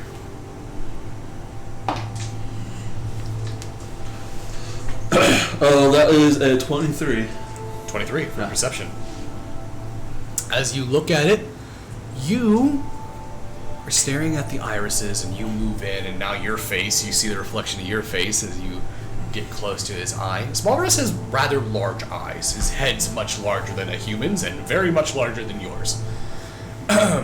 But as you kind of move in and you look at it, and you start to stare at the iris of his eye, you see these quick flashes of like candlelight. Like you're seeing candlelight reflections. What do you see? Did something happen to your eye? What do you see? You have a magic eye. What do you I'm see? just saying. It's like bursting of light in your eye. Smavros, back away from him right now. What? Cass, this doesn't concern you. I- Wait, no, Cass, come here. I think he's Look trying- into my eye. I'm going to shove my face into your face. Hey, get Look at his eye. What do you see? I think my eyes lets me I can't see quite something. see from here. Get a little closer, please. I'll get as close as I can. Alright. Do you see anything? It's like candlelight, mate. Did you want to roll? He's got beautiful I'm eyes. just going to just stare into his eyes. Well, I'll have the one closed. Be careful. And this one's You struggling. might fall for him. What do you see? I see here. Like really lean into me. Like it's just all I cannot get any closer. Alright. Our eyes would be touching. Okay. I'll roll perception. Okay. You can do perception, medical, or medicine, or Religion. religion. Touch eyeballs, guys. That's all I need out of this Yeah, campaign. like that meme. Yeah, just like that. That is a 10 on perception. You move in, and as you look, you have no idea what the fuck they're talking about. You just notice he has his really bright, vibrant yellow eyes. You do notice that the scar does seem really red, though. Did you are you Bowler said he saw candlelight. No, I just think he's trying to take your eye out of your skull, but Well, I take his eye out of his... because it's shiny and you have a problem. I don't want fucking organic material. Okay. I don't want body parts. I want things I can actually sell. Okay. You can sell I eyes. can't sell your eye. You should not sell him. His scar's a little red. I was told I have bugs in my And eye. it hits you like a brick. Your eye just, like someone stabbed it. What'd you do? Nothing, get away! Okay. How about you come in here? You sit on the edge of my bed here. Okay. No, I think this is not of this realm. What are you talking about? I believe. What's uncover your eye? No, I believe my loyalty is being tested. Hang on, hold on. Did you stare directly into the sun? Fate Fate has put me at a crossroads, and my soul must choose a way. Smile, Ross. I think you might be sunburnt, and I think you may have stared into the sun too long. Yeah, they teach you pretty early in the school you're not supposed to stare at the sun. No. It's just common sense, Fauna. It hurts. It does. Especially for creatures with dark vision. It hurts very much. Smile, Ross. Not recommend. What? Maybe you are having a reaction to being exposed. No. The pain begins to subside. No, it's... How's the scar look? You look at his eye, and it looks a different color now than his other eye. It looks almost orange. His right eye looks yellow, his normal eye color, and the other eye appears to look orange almost. The iris is orange. Mate, your eyes are changing colors. Okay, so, Would you like to look again? yeah. Is this like Would you what? like to look again? Sure. Is this? Okay, that's better. 18. 18. Well, that is a lot worse. 9. So as you move in, Falder, since you've already kind of looked at this, and now that both of you are very, very invested, it's kind of hard for you to see it again. You're not quite seeing it, but then you start seeing it. You start seeing those little flashes of candlelight moving across his eyes. Well, didn't you say if we didn't have fruit, we were gonna start getting scurvy? Is this the fucking first part of scurvy? You move him out of the way.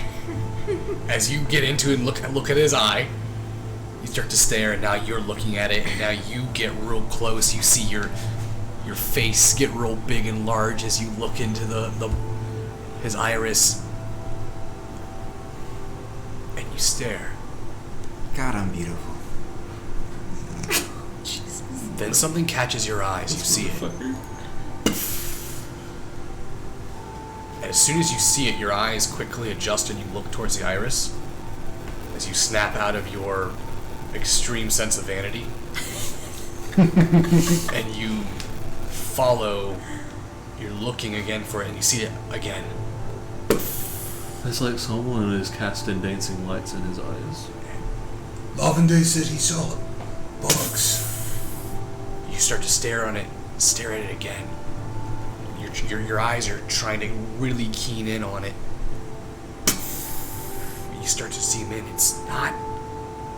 It looks like candlelight. It's not candlelight though.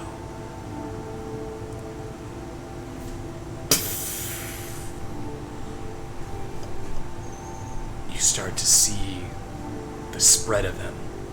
This bright flash and then fade. Flash and fade. And as you begin to look closer, Faulkner, you watch Kaz get almost mesmerized as he moves in and gets tunnel visioned. Everything around you, Kaz, begins to get black.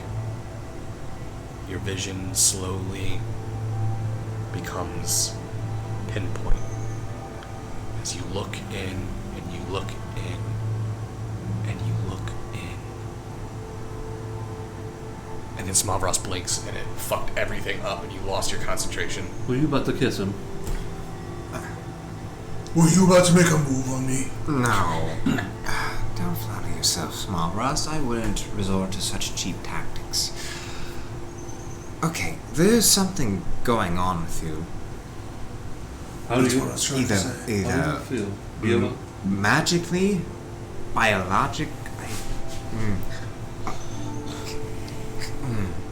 want to try something. Could I? Is there a dark part of the ship where there's no light? Yeah, if you would go basically where you guys are at. Okay. The only light down here is anything you guys would have lantern-wise. Okay. All flame, though, is concealed within obvious containers so that they don't catch the ship on fire. Okay. So, I'm gonna go to each lantern and I'm gonna start blowing them out. Okay. What are you doing? Dark. Okay. I just want to try something really quick. I'm not going to cop a feel. You don't worry. It is not wise to make unwanted sexual advances. I am proper in my lovemaking, Small Ross. I'm not a fauna. Okay. Excuse me, you little bitch. I'm gonna start blowing out all the lights, Okay. and then I'm gonna try to activate my heat vision. All right. So you three sit in the dark. As you close the door, you have Smavros sit down. You sit and you start to concentrate. For you guys, it takes about 3 minutes before Kaz, your eyes finally adjust and kick in. It's getting faster every time you do this. But your eyes kick in relatively quick this time.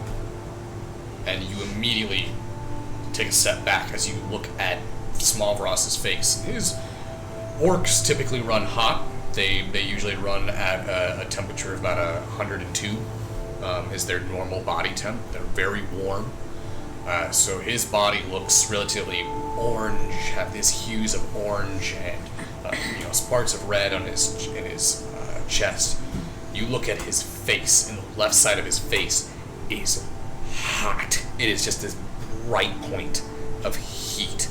You actually can see the heat waves rising off the scar. Okay, that's rather bright. Smavros, not to point the obvious out, but there is something severely wrong with your eye. Would you like to roll to look? Sure. You can go ahead and roll with advantage this time.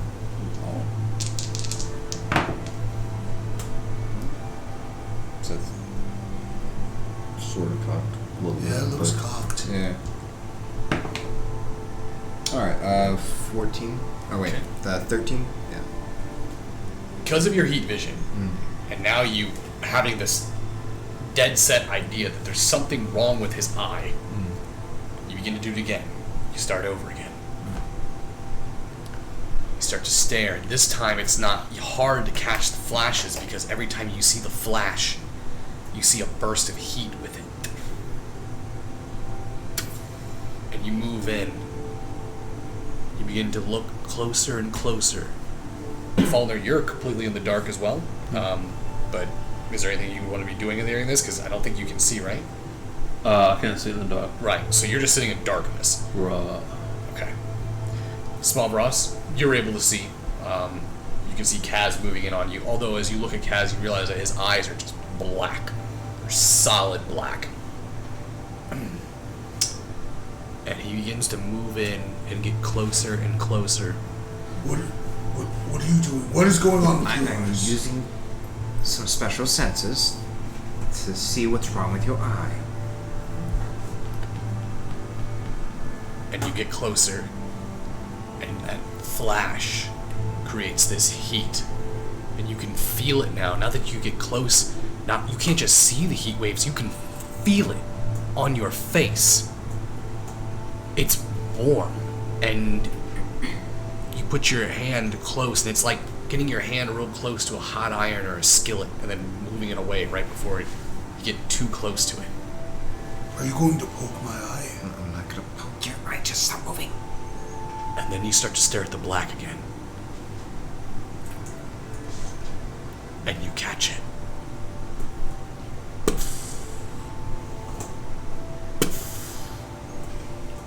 As you stare into the dark center of his eye, and you zoom in, and you harness and you focus your sight, you see two figures. One appears to be human. Powerful build, wielding a great sword, swinging wildly with focus and intent. Another appears to be a formidable, massive orc. You see him wielding a spear, and as their weapons clash, you see the sparks flying across his eye. Each blow, you actually watch as their weapons meet. You can almost see the pain shoot through Smavros' face as he tries to wince, keeping his eye open. And just as you zoom in and you see that, you lose their sight. Okay.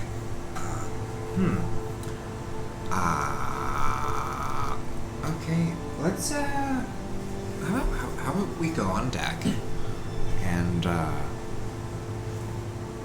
we talk about what's going on inside your skull. Well, What do you mean? Right? did you see something? Even though I can see the both of you, I know you can't see me, so this makes it rather awkward for me to talk to you in the dark. So can we go on deck? I can make some dancing lights. I'm not trying to set the mood, Fauna. Just go on deck and have a conversation. Alright. Let's go. Alright. Three of you leave, and do you let your eyes go back to normal? Yep. So, as you let your eyes go back to normal, you open the door. Both Smallbross, Falner, and Kaz, you make your way up to the deck, and that is where we're going to go on break. So, everyone, thank you all for joining into the story so far tonight. We'll be right back after a short break. Let me see if my break button will work here. If not, we'll just we'll take care of that. Button does not work.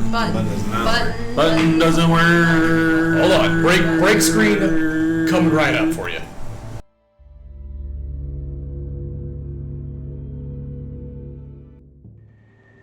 All right. So there's a. Oh my God. Why? What? Why? John's back there somewhere. Kayla's on my left. Bobby's on my right. Oh What's happening? Carl, are you gonna be okay?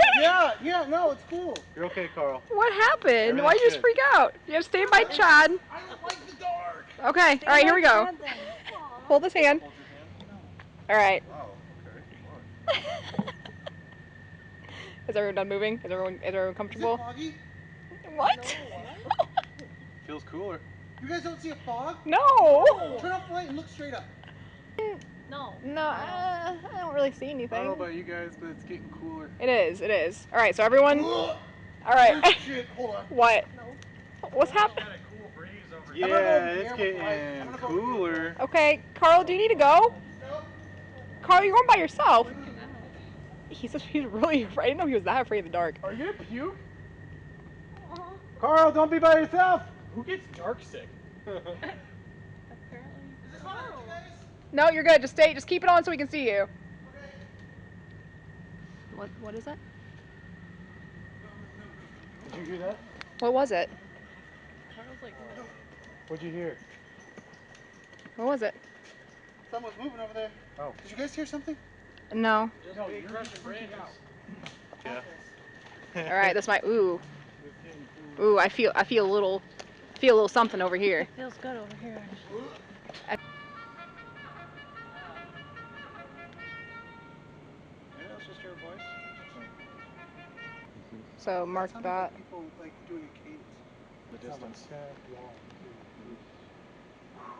Alright, where we at on the... I didn't realize how jumpy you were, Carl. I'm not jumpy. I can tell when things are moving. A little bit. Did we test around that area to make sure it wasn't like something on the... You did? I did. God damn it. What was that?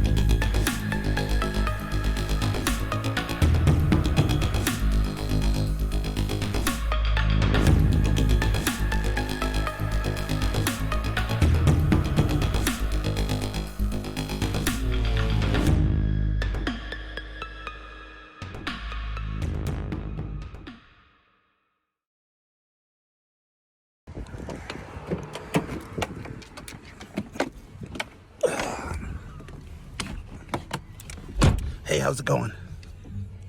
Hey, you're Johnny, right? Yeah.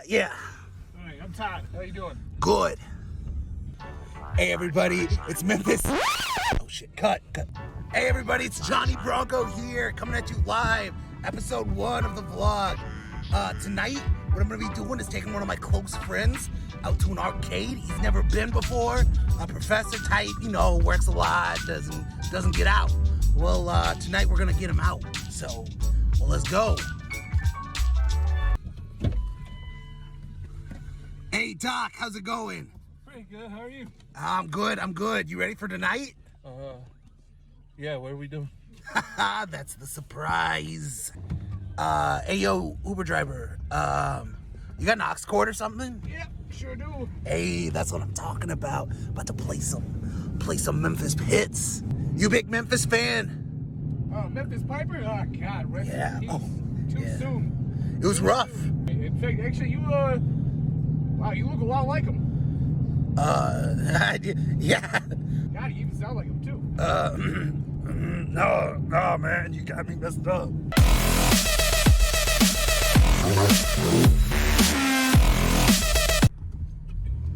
I think we're pulling up.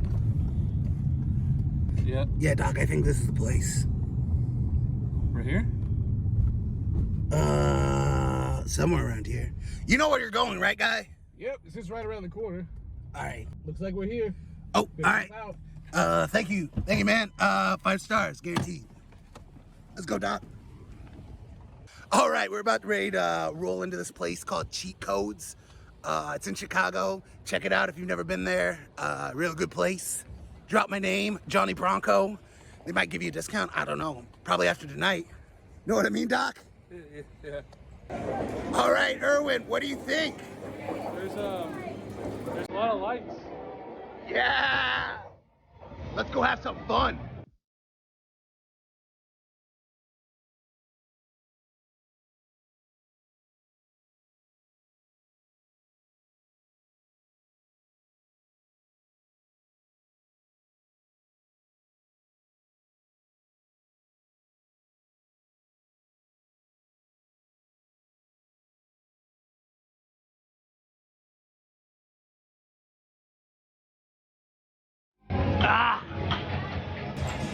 So, Doc, you having fun? Yeah. I am getting a little hungry though. Hungry? Yeah. No worries. We got plenty to eat out here. You got this.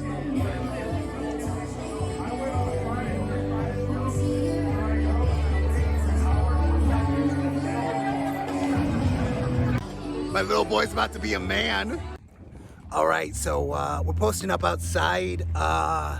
Looks like the Doc has got really hungry, so he's gonna eat cheesesteak and just meet us outside. So let's wait out here till he gets done. Man, it's taken him a while. I don't know what's keeping him, but I guess we'll wait. Seriously, where is he? Oh my God. Oh, I think that might be him. We gotta go. We gotta go. We gotta go. Shit. Okay, let's go. All right, guys. So, we gotta get out of here. So I will catch you guys up in part 2. Here we go.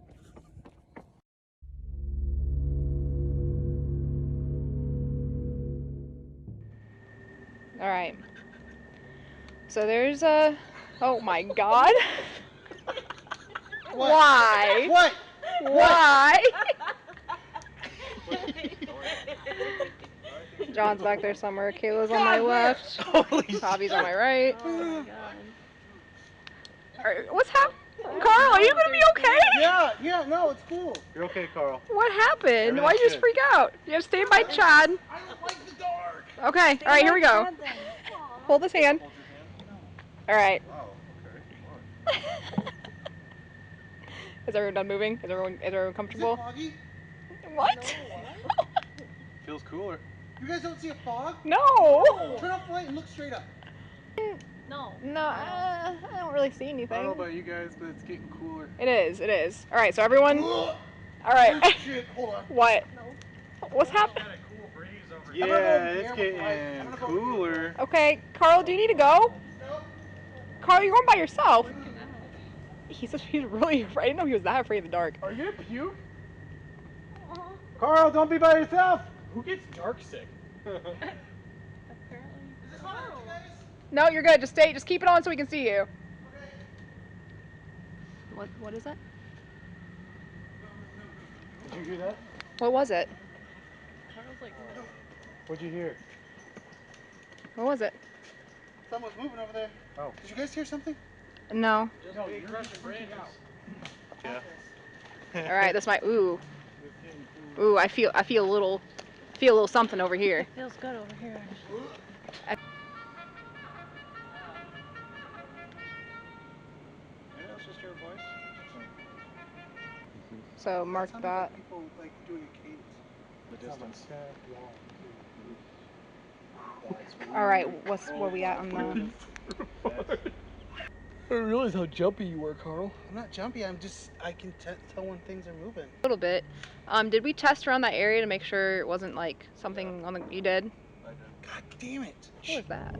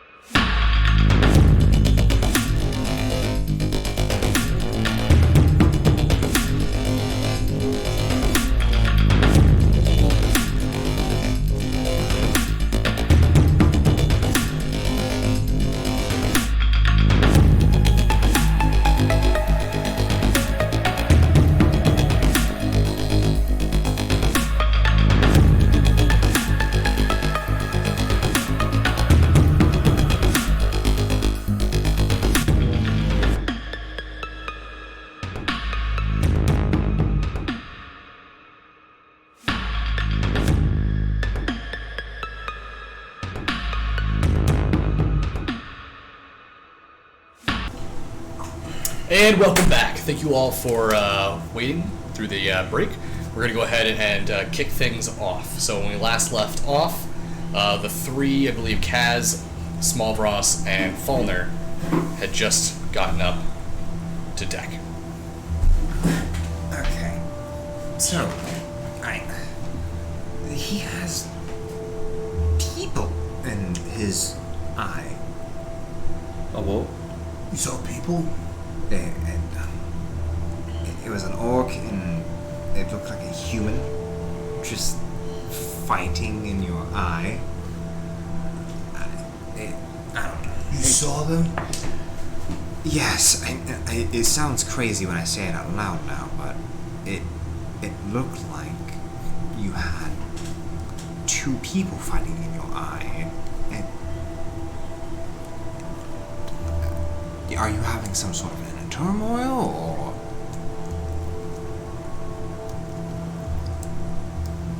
Do I hear this? Yeah, you're up there on the deck with them. Okay.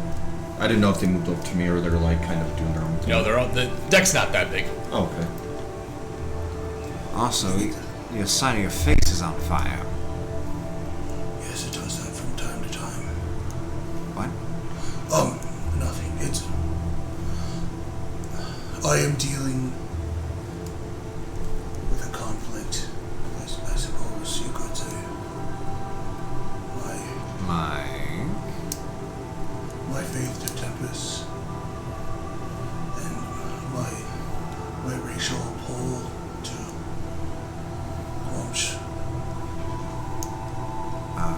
Okay, so that makes what I'm seeing a little bit...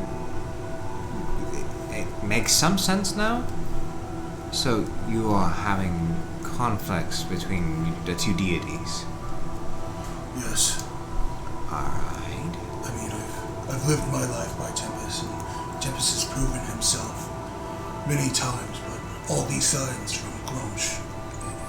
So, I guess on a magical standpoint, you may be manifesting your confliction into actual physical trauma. You may be right. I don't understand what you said, but you may be right. Okay. Even I kind of understood that. You are taking your... I'm just shooting in the dark. But I'm assuming you're taking your divinity and this emotional trauma, this conflict in your mind is manifesting in a physical reality. It's causing you self-harm. And I think if you actually worked through these feelings instead of just dwelling in them in your head. Like train? No. I kinda. It's like training your mind and how to deal with these emotions in a healthier way. Do you want to talk about your issue with Tempest and Garage? No. I think you should. No. Because your face is on fire. If you said they are battling, then let them battle. If Tempest is as strong as I think he is, then may he win my soul. But if not, maybe the truth is the Grumsh. Okay. I'm afraid your head's going to explode. I can fight through it. Okay. So let me get this right. He's got two deities fighting in his head. I don't think literally the fighting in his head, he's manifesting his divinity somehow. How do I stop manifesting? Well, we can renounce Tempest and Garage right here. That's absurd. Who's fighting his head? No one's literally fighting in his head. There's no time. They're not fighting him? Okay. Who did you say was in there? There was a human and an orc. What I'm trying to say is he's taking his divinity and it's manifesting physically in his head. Well, He's fit. So there's a man and an orc, you said? Yes. That is what I said. That's what I saw. Are you sure he's not manifesting himself? Possibly. I mean, to be honest, I've heard that a lot. He's a half-orc, right? You are half orc. What if it's just you trying? Wait, no, I am an orc. No. Maybe that's the problem. You're not willing to admit it. What do you mean I am willing? I'm saying I am There's an orc You have fighting a a man. human side to you. You understand that, right? And that's a good... I didn't see it that way. I don't have any human side to me. I was always raised an orc. Tempest is Always human, being I'm an orc. imagining. Is Tempest human? I am not... I don't You're really aware know. that Tempest is a human I god. don't really know much about that kind of stuff. Tempest is not solely a human god, but more of a god for all those who seek truth through battle. But he manifests. You should have. Okay, well, regardless, Smavros, you have some sort of inner turmoil, some conflict inside yourself that you need to resolve, or it's going to blow up your head. My mind is a battleground, and it will be stand fast. Yes, your mind's a battleground. It's vast and open space. You need to use it sometime. And listen to me. You need to just... What's bothering you? What... And if Do you want to cast a spell? No! Okay. If you lay down right now, right? And you close your eyes, what are the thoughts that run through your mind? I don't want to think about that. Okay, we're on to something. He doesn't want to think about something. What don't you want to think about? I think I will handle this on my own. I think this battle is a battle I must deal with by myself. I thank you for your wisdom, Gaz, and your assistance. I'm not cleaning it up. I'm saying it right now. I'm not cleaning it up. His head explodes. Either you two can clean it up. I'm not I touching don't it. really want to deal with that. I tried. It says that one explode. I tried. Can we make Barry do it? As the party begins to try to decipher what they saw, the day quickly turns to night, followed by the next morning. Sails are easy and smooth. On the following night, the 19th of Nighthall, you begin to hear the sound of seagulls.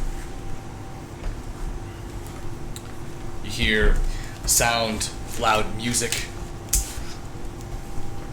the bright, glowing orange lights of Smuggler's Cove.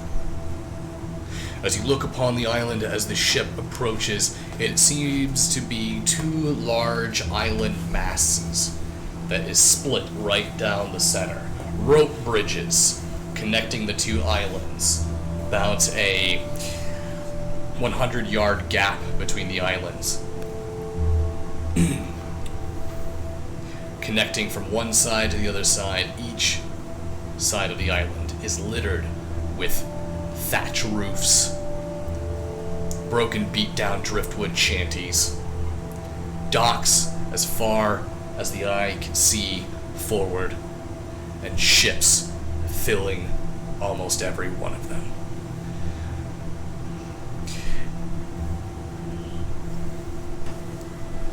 Alright, Captain. Here we are. Smuggler's Cove. Smells just the way I remember it. Like piss and rum. Yeah, I guess you'd say that. So, should we go on deck? The ship brings itself into port, and as it brings itself up into the docks, you guys are ready and capable of leaving.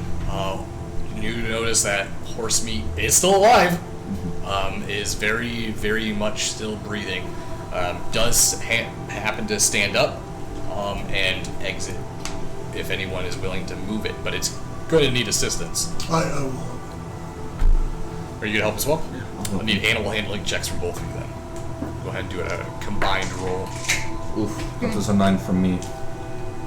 15. Okay, with both Smavros and Lavade helping, they bring horse meat down onto the dock.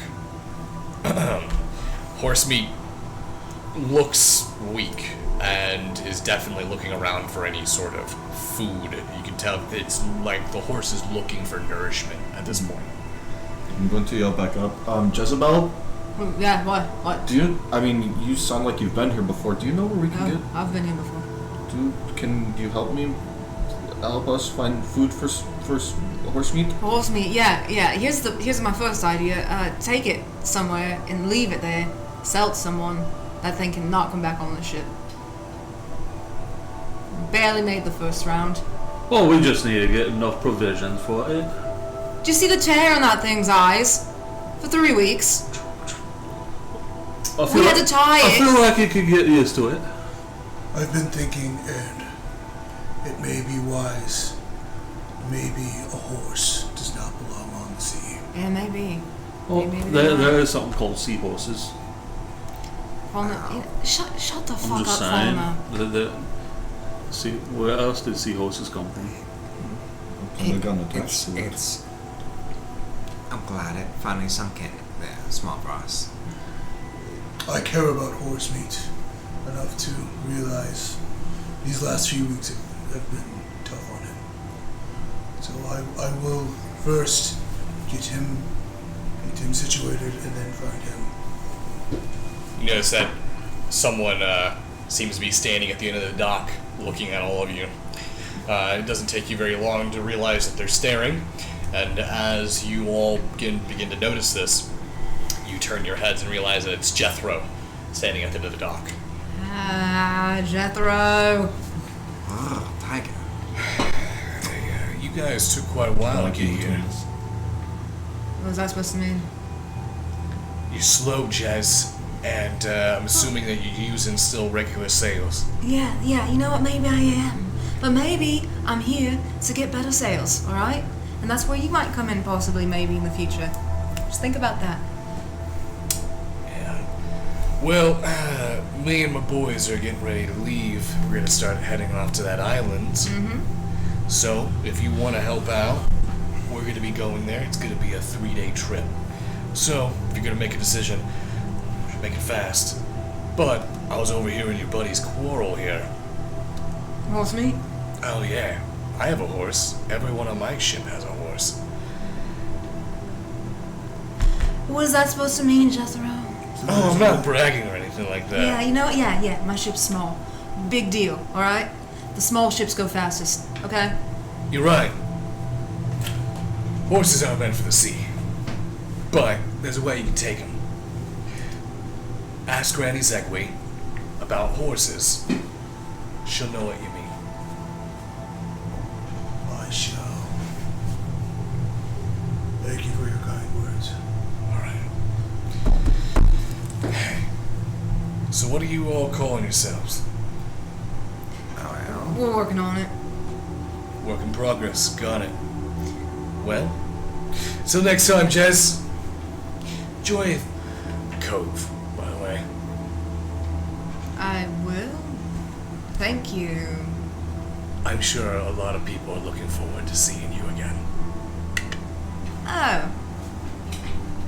Great. You got friends here? Not really, no. And you notice he turns and he walks, taking his path down a few docks. You can see him get up onto his ship. Do you think that... He knows something I don't know. And I don't like that. That's really ominous. Should we kill him? No, he's alright. He's one of the only ones that I kind of sort of like a little bit. Immediately, is there anything that should come to mind with his eluding? Well, Is there anyone that I very recently pissed off, or? it's not more or less that, but you have spent quite some time before you met with Falner trying to find Shiv, and you may or may not have lied and told people you were still part of the Deadbone crew. You're essentially a mutineer, or not a mutineer, but a Oh, fuck yeah. Okay, well- Yeah, I know what you're talking about. you're essentially a marauder. You Yeah. don't have a crew, and you've been going around repping as though you do. Oh, God. Alright, so before we go in, I'm just gonna... Just brace yourselves. Keep your eyes out. We could have, some trouble possibly. It's What? no worries. I mean, look at the place. Trouble's anywhere. It's afoot everywhere. It's in every dark, creepy corner, so Right. just be wary. Smuggler's Cove. I mean, listen to the name. Okay. And the rule is, if they attack us, then we can attack them. And kill them. No, that's on the sea. God, no, not here. Don't do that here. Alright, what's the rules here? Barry kind of speaks up. Well, the rules here is there are no fucking rules other than Freedom! No, God. Free to do anything we want. Well, I mean, Don't go killing people, Fauna. I wouldn't go killing people. If you kill someone, then essentially you're giving them the right to have the entire crew attack you. But if they pull a weapon on you, and it's not just fisticuffs, then you have every right to slay them. Right. But we can punch them. Oh right, yeah. If they're just using the hands, yeah, go ahead. Fuck, Turn the face into mincemeat. I'll use me club. Alright, some That's a weapon. Right. That means that means they can kill you. Oh yeah. You concern me. I don't think you belong on this island. I think maybe you should sit on the ship. Maybe I. Sit this one out. Are you fucking? Are you kidding me? I think I do belong on this island. Why? Tell me. Now. Because I'm part of a pirate crew. Alright. Okay. Alright. Well, we don't even have a name yet. So, should we just find Granny? See where she's at? You want me to come up with a name, Jez? I need to get nourishment for horse meat. Okay. Do you think Granny will be able to buy the thing? Isabel? Well, why don't you just The thing? walk You can around say- the water side? yeah. I'm sure you'll be able to find some Yeah, vegetation. maybe. She might be interested. This island is vastly rock. So it's when I say island, I mean it's essentially a massive rock that kind of has eroded into two pieces, and it has basically shanties, houses, shacks, kind of built on top of each other, and then rope bridges that kind of string across from top to bottom. But as far as vegetation goes, the top of the rock, there's maybe some moss or things like that. But you know that this place would have probably quite a bit of fruit and food that you could purchase or buy. Well, maybe you can go into town and pick up something for horse meat. Yes. Is town far from here? It's right there. Oh. I mean, like this. Basically, if you were to look forward, Smuggler's Cove is maybe about 300 yards long. This is a real tiny spot. It's kind of like a checkpoint stop where pirates hang out, restock up, things like that. I shall check. Where is Granny's at, and I can meet you there. Granny Zegway lives at the very top of the left side of Smuggler's Cove. She has a tiny little bungalow that she does all of her practicing out of. Alright. So, we're already out on the deck, aren't we? Yeah, you guys are on the dock. Shit. Okay. Never mind then. Okay. So, should we just go see Granny? What do you think? Yeah, we'll just head straight there. Try not to make a big fuss. Don't draw any unnecessary attention, alright? Follow me. I wouldn't dream of it. Okay. Alright. I want to use disguise self real quick to add a hood to my jacket. Okay. Alright, I'm gonna pull my hood up. Alright. Or traveling. So, you're gonna grab. You wanna get food? Yeah, I'm gonna grab. Okay, so you are able to find a food stall relatively quickly. It's basically about 5 gold to get a barrel of apples, and that you could take that back to Horsemeat to feed. Okay, I'll do that. Okay, go ahead and subtract 5 gold from your inventory. I'm assuming, yeah, because you said you have like 500 on you. I have 170. Okay, perfect. Okay, and then what was the rest of the crew going to do? I'm going with her to Granny. Granny Zegwee? Yes. Yeah, I'm staying with the group. You're gonna stay with the group? Roll. Alright. So as you all go to meet with Granny Zegwee, Small Ross, you actually walk back, pull out the barrel, and Horsemeat begins to start devouring these apples. Luckily, apples have a lot of moisture in them, a lot of juice, so Horsemeat was also extremely dehydrated as well. And begins to just go to town. There's one point where the horse sort of looks up, and you can see this almost thankful somberness in the horse's eyes as it begins to devour these apples. Heading through town. Are you doing this, or I shouldn't say town, essentially it's like trailways and pathways and like boarded walkways and patterns. Would you all like to move through this area stealthily, or are you going to just go take the main route there? Stealth. Stealthily? Okay. Stealth. Okay, I'm going to go ahead and I'm going to need a roll from everyone, and including you, Small Ross. Alright. This is the blue one. Okay. Just a Stealth roll. Oh. 25. I got 16. 5. It's going to be a group check, so. I believe it's 8. I literally You rolled got the 8. worst thing I could fucking 18. roll. 18, I got or Very well. 16. So, 16. Fulner is wearing his chain shirt Oh my god. and is walking around kind of like a klutz. Barry kind of like stops like, Hey, will you shut the fuck up, alright? Whoa. You're making a lot of noise. Captain's trying to get through here unnoticed, and there's a bunch of fucking pirates that clearly want to make an example out of her. I'll walk 5 feet behind you so I don't look I'm part of the group.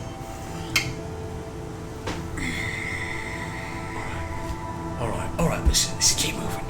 you guys begin to move through the trailway, and thankfully you have a few close calls, but are able to pass right through and get to the summit of the rock face. Fortunately, Smavros.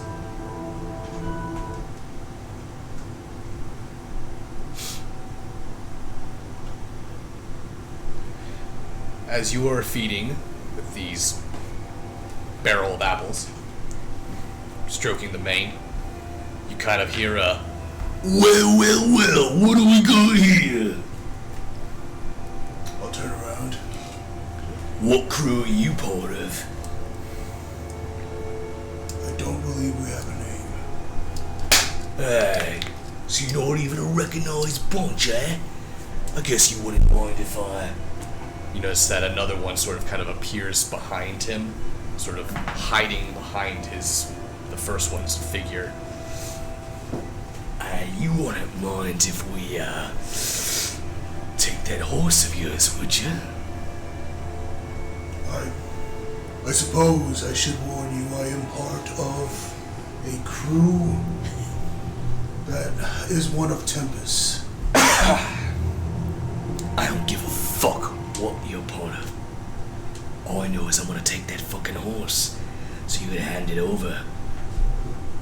You look at them, and they both seem to be quite rather large foes. They're not as big as you, but they seem to be not intimidated by your appearance at all, which is unusual from humans to you. I will warn you only this once. Do not tempt fate. He's gonna warn us, he says. Alright, fine. Have it your way. You notice that one pulls out a pair of brass knuckles, and the other one seems to pull out what looks like a blackjack. We're gonna do this the hard way. I'm gonna fucking gut you and drop you in the sea. And they move forward. Roll initiative. This is a big mistake on their part. 16. I fucking wish I were there. Oh, fucking fight. Oh, fight. Oh no. 12? You said 16? Yes. Okay, you're first. Alright. Well, I will, grab my axe, since they have pulled weapons, and I will swing on whichever one is closest. Okay.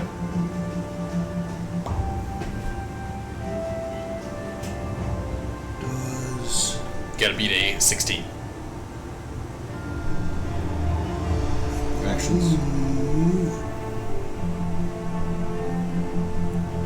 It's 16 even. Okay, so you hit. As you move forward, you were able to get a hit. Your axe, you find the right target, and you go to strike. Roll damage on that. 6 and 17. Alright, 17 damage. Yes.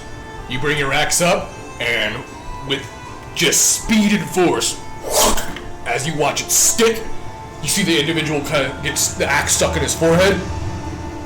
You see his eyes sort of look up at the blade. As you yank the axe out and you watch the brain matter sling back, you see another one kind of just go, oh fuck! And he goes to swing on your face. 19 is the number. Okay, that is a miss. He goes, his arm swings across, completely dodging. You completely move past. His blow was weak and inaccurate. Your turn. I'm gonna swing on the second one.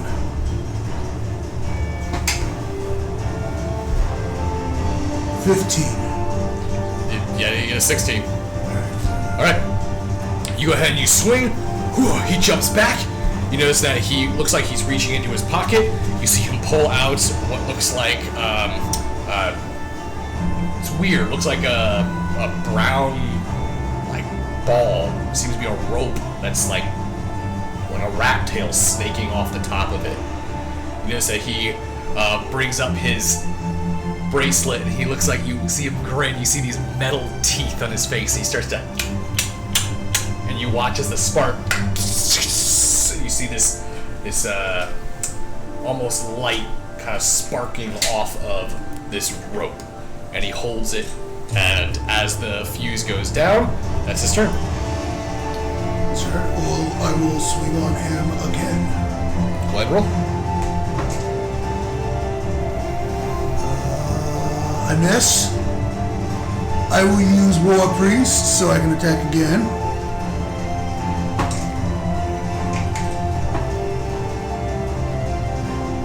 So that's 17. That's a hit.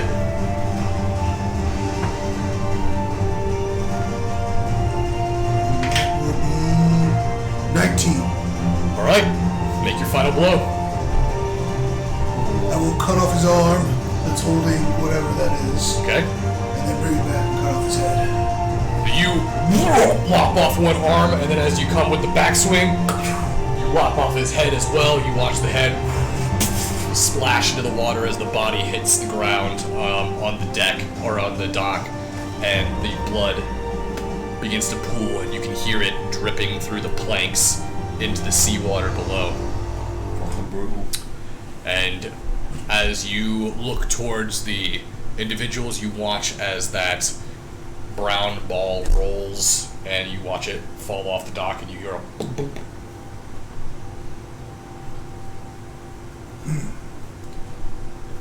I feel God damn you! The water up into the air. Just, you have no idea why. Just water just exploded up into the air. Fuck you, dude. I'm sensitive. Christ. I am sensitive. Sensitive, Aubrey.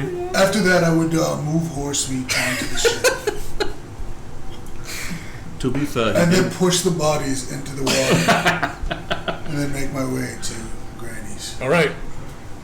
You managed to bring horse meat back over to the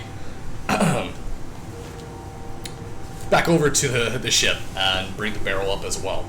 As this happens, you sort of think in your head, what the fuck, what's that in the water? Yeah. Before you clear your head and realize, I gotta get to Granny Zegwe.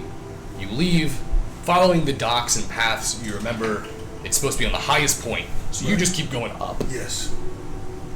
It's not too hard. Navigate. You holding your axe in your hand, did you put it back in a sling?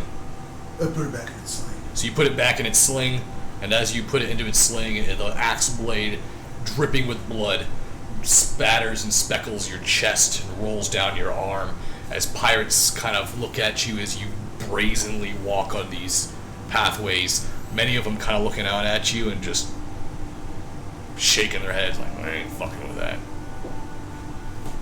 You finally make your way up to the summit as you see Kaz, Lavende, Jez, and Fulner standing at the base of this bungalow. Is he got blood on him? As he approaches, you approach. Yes. You see him approach, and yeah, he's just got this nice blood slick on his arm, and there's his hands appear to be bloody as well, and there's some spatter on his face. Oh, what? Are Did you kill horse meat? I did not. Okay. But they pulled weapons on me, Hey. and I warned them, and Tempest judged them. and found them wanting? Yes. Right. Well, Well, they pulled weapons, so it's fair game. it sounds like you warned them. They asked me what crew I was, so Or, I told them Tempest. was the Tempest crew? Is that what we are, Jez? That's his crew, not my crew. Well, oh. we all got to be solidarity. So what is the name of our crew? I don't think I'm like looking at the door to this hut. I don't think I have time for that right now. Maybe I should just do this. Maybe we could just like look around, pick some objects, and Okay, right. Rock. There's a rock. rock door. There's a soul We're the star. rock You're the bard. Give us some We're- ideas real quick. We're on the You want ideas from Give them me? down 3. 1, 2, Oh my God! 3. Uh, All right. We That's it. are. Why do you all stop that bickering and get in here? Or, I'm going in. I'm going in. Lavender is super excited. You all walk in there. Follow Lavender in. You notice that there appears to be a female individual, I mean- rather petite and very scrawny. Depends on the age, I guess. From her posture as she's sitting, her back is turned to you. She looks very short, although she has these massive, long, like snow white braids that look like dreadlocks that are all pulled into a wrapped coil. You see this golden snake seems to wrap all around the lock or the bundle of dreads. So currently, she has not turned around to greet you. She's bent over. You can see her hand with a needle going through some fabric. Hey, why'd you all come to see Granny Zegway now? Well, I was hoping to strike a deal with you on some sales for my new ship. Jez. Creepy. I'd never forget a voice, darling.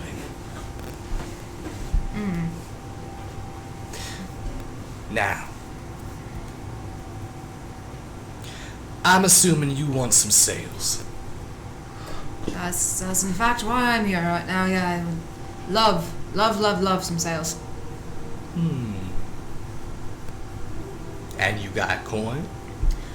Yeah, that's the point. That's the point where it gets a little weird. We don't have, what was it, about 8K? Yes. No, we don't have that. But as I recall, you take favors. I do. Is that an option right now for me?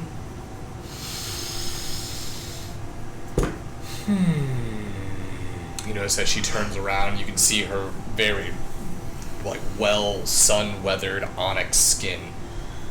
She looks towards you all, and you see that her eyes are completely sewed shut on both sides.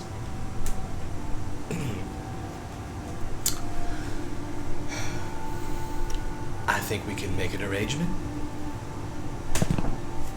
Well then, is there a chair nearby?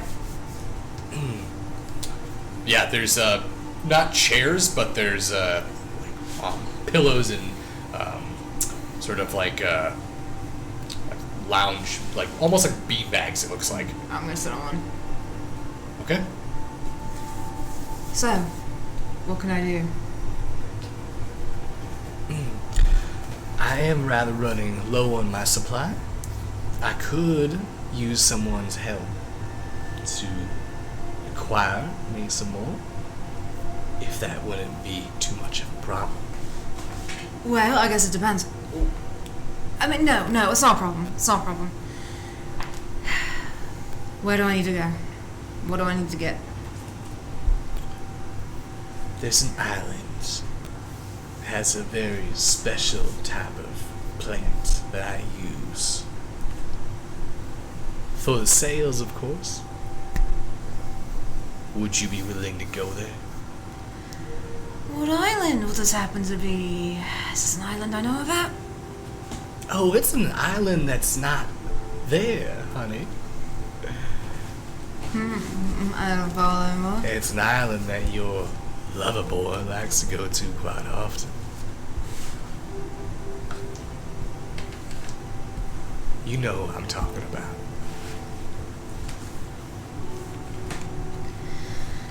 Alright. Interested?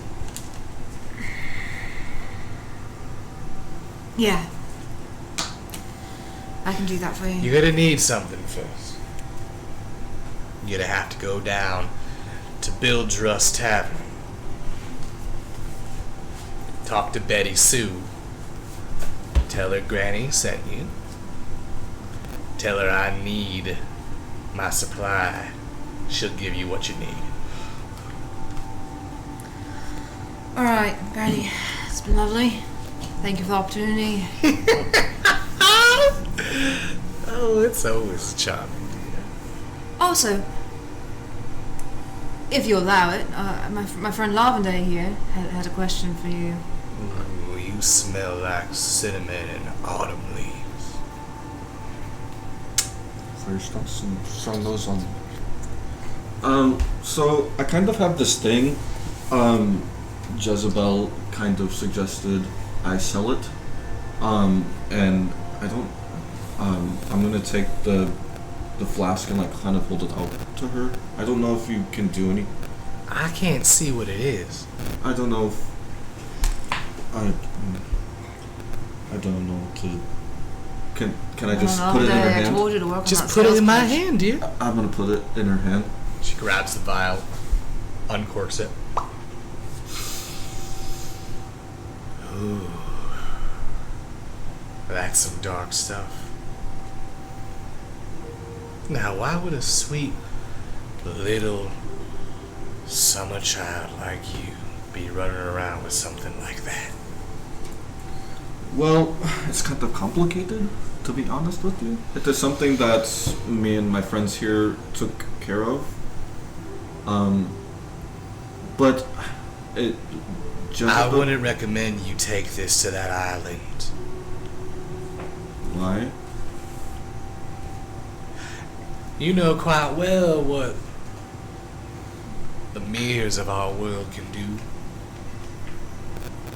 There's more than just one. That island's on the other side. If you're willing to make that trip, don't take the vial on the island. I won't. And I'm gonna take it back. Where should I take it? You seem to know more than we Toss do. it in the ocean. I don't feel like that's a really good idea. I don't know. I thought you could make some money off it, but apparently not. Alright, well, thank you. It's been great. We'll be back soon, I'm sure, with your supplies, and then we can get things going, right? Yes. As long as you know what you want on your safe. I'm sure you know right now I don't, but I'll know by the time we get back. I promise you that. Betty Sue. You have to speak with her first. Betty Sue. And fresh blood. Hot.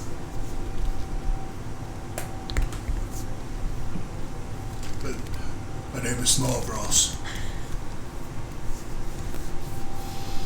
I was told to ask you about. About a horse? Yes. You smell of horse. Should read minds. His I name is- can't read minds, honey. I just have a very powerful nose. I see. Just like you need to wash your clothes a little bit more. Now, do you have a horse that you're trying to take onto the sea? Yes, but he has a terrible time with. That's because horses are not meant for the sea, honey. That's what I thought. Then someone said you might have the key to making that possible. Where's your hands? I'll reach out. She grabs you by the palm of the hand. You see her take the pads of her fingers and rub it over your palms. Thick calluses. A fighter, aren't you? I am a warrior. You smell like someone I knew once.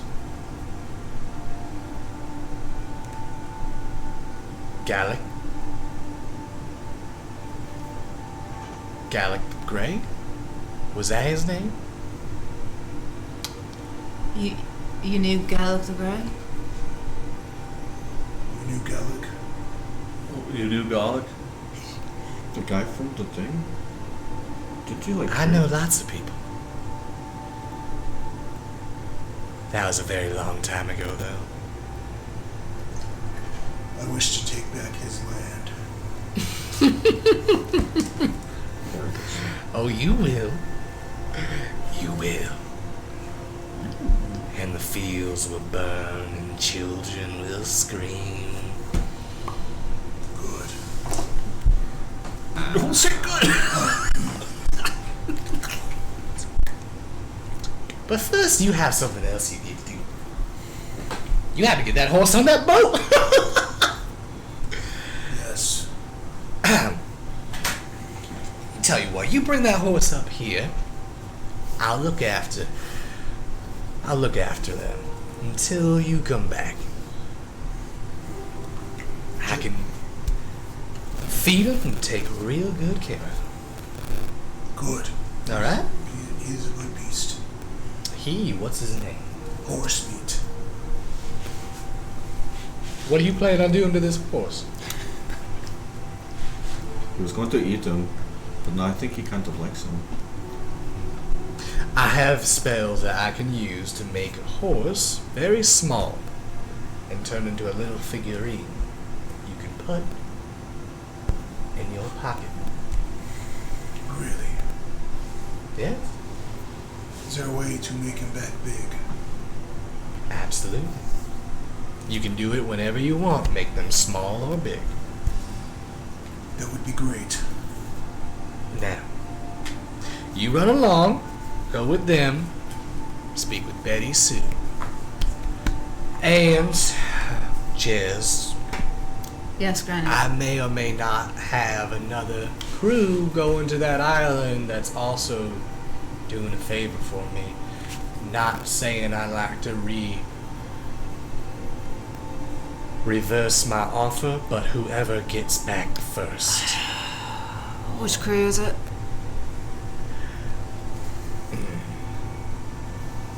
Well, I feel like that would give you an unfair advantage. Oh, right. I mean... But let's what- say they like to make things go boom. You instantly realize that is most likely probably Huey Kablooey and Smithy Smithereen. Oh, alright. Alright, I feel better now about that. Okay, great.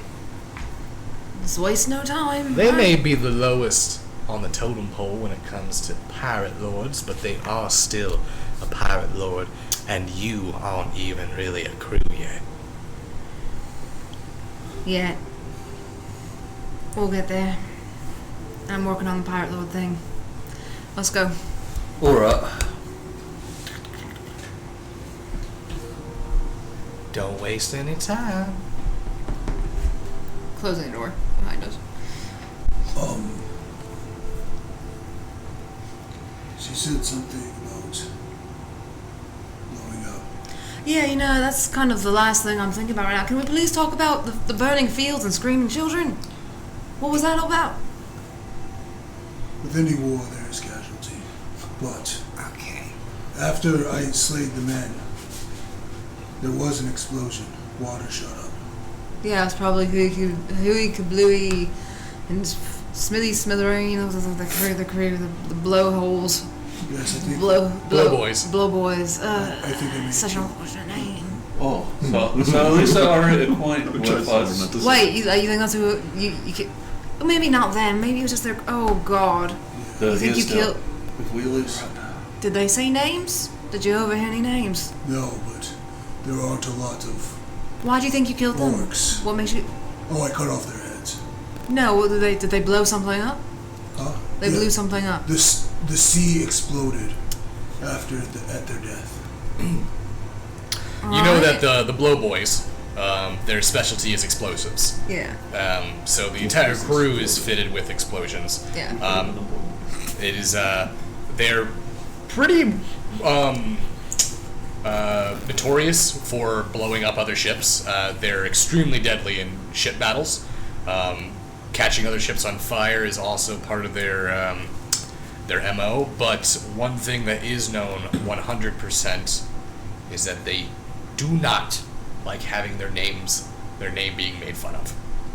They don't understand why people don't like that name or think it's a funny name, but they think it is a badass name.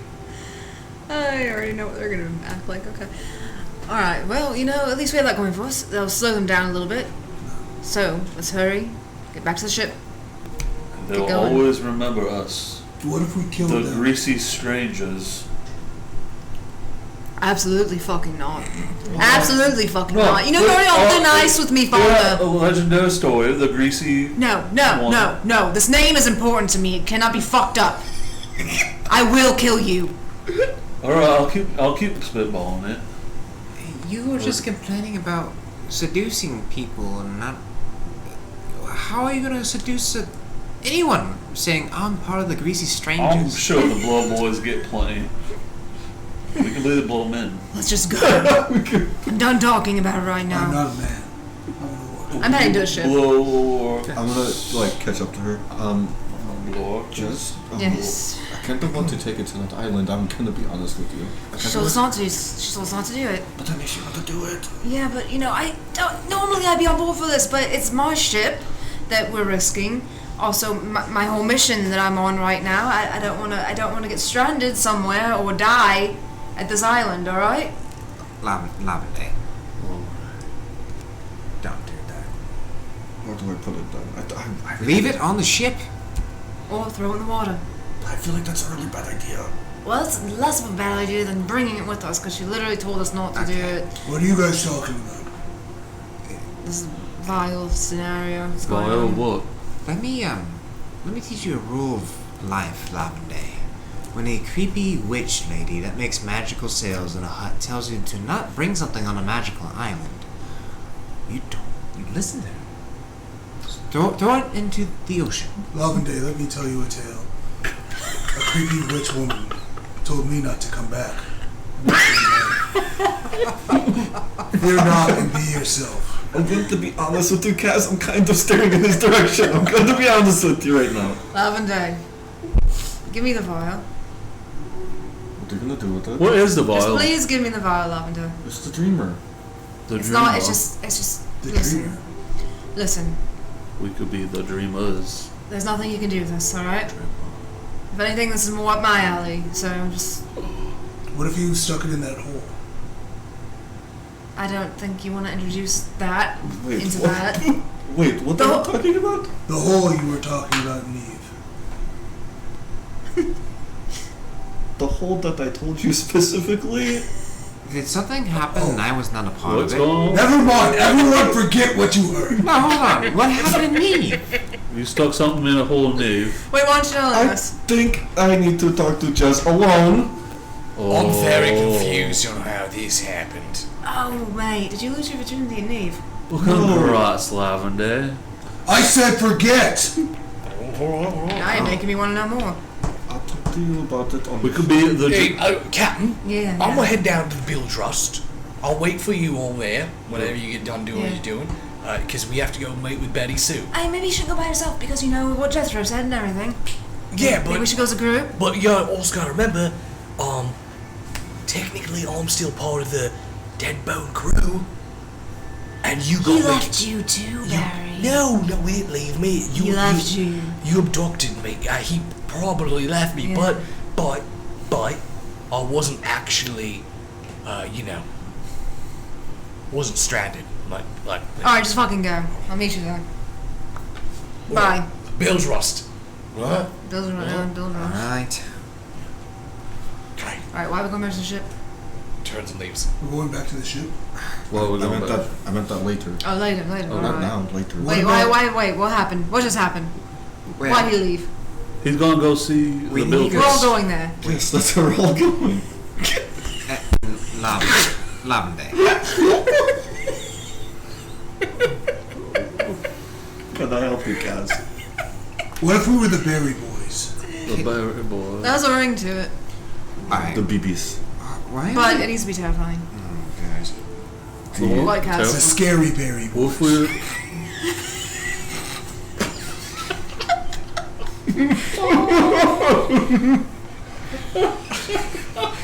What is it, Cass? Oh, are you making the Memphis roll? 18 on a sleight of hand. Okay.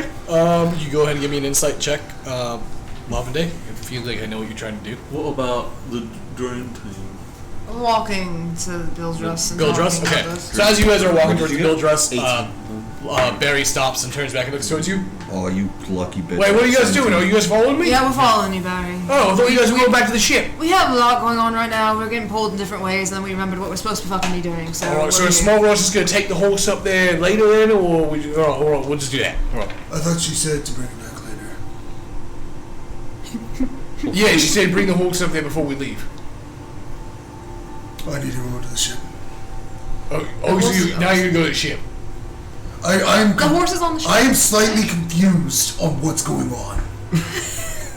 And I got one less than what you rolled. Alright, here's what we're gonna do. We're gonna go to Bill's Rust. Okay. As we're walking, I'm just going to just drop it into the water. Okay. We're gonna go to Bill's Rust. Alright? We'll go as a group. That way we don't have any more scenarios where we get like by ourselves and have to kill someone, get all stabby. Everybody's about to die.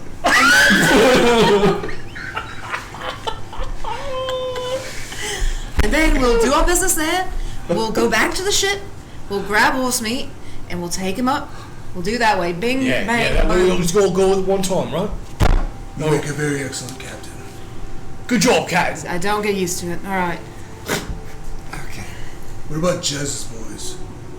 It's a little close to jizz. The Jezzy Boys. The Jizzy Boys. The Jezzy Boys. The Jizzy Boys sound good. No, I don't like That's that. good. The South Jezzy. Alright, listen, alright. Those will definitely get us women. Alright.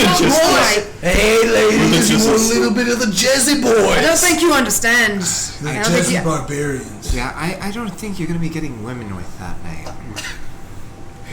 I don't wanna finally find Shiv and use the name of my crew while I'm trying to strike Theo's heart before I see the light go out of his eyes. And I say the name of my crew, and it's Jizzy Boys, alright? You just got jizzed on. That's what you say. What is wrong with you? Oh, okay. And then we come out and we just do jazzy hands. Jezzy hands could catch on. I could see that. Just hands. Alright. As you guys continue to talk and argue about what you're going to call the ship, or call the crew, you eventually make your way to the Bilge Rust. And yeah, you see this rather quite impressive establishment, because it's you guys still just dying from that.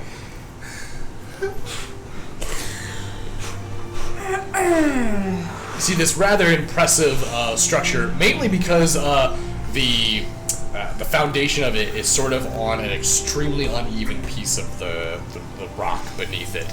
But it is filled with patrons. You can see people passed out over railings, people literally sleeping in their own piss and vomit. The place is non-stop. Up on the second floor, you can actually see that there appears to be courtesans that are currently either occupied with patrons or looking to be occupied by patrons. And Barry walks up. The fucking Bilge Rust. I lost my virginity in this building. Barry, we don't need to know that, mate. Alright. How old were you? Tripped in. What do you mean, how old am I? How old were you? Like, let's see. Like 15? I don't know. No, alright, that's older than I thought it would have been. Let's see. Shit, how old am I now? Oh boy, alright, let's find Betty. Yeah. Let's just find Betty. 48. Yeah, That's oh. it. That's the number. 48. Okay. Good job, Barry. Oh, I need a drink. Yeah. He walks in. It's been a while. Is Betty Sue a renowned person? You do not understand the name. Or you do not recognize the name as anyone. I'm gonna head up to the bar. So, as you all walk in, it is rowdy in here. It is loud. Sea shanties are being sung at a obnoxiously loud drunk volume. People appear to be brawling. There's also appears to be just an absolute swarm of chaos within this area. My hood's up.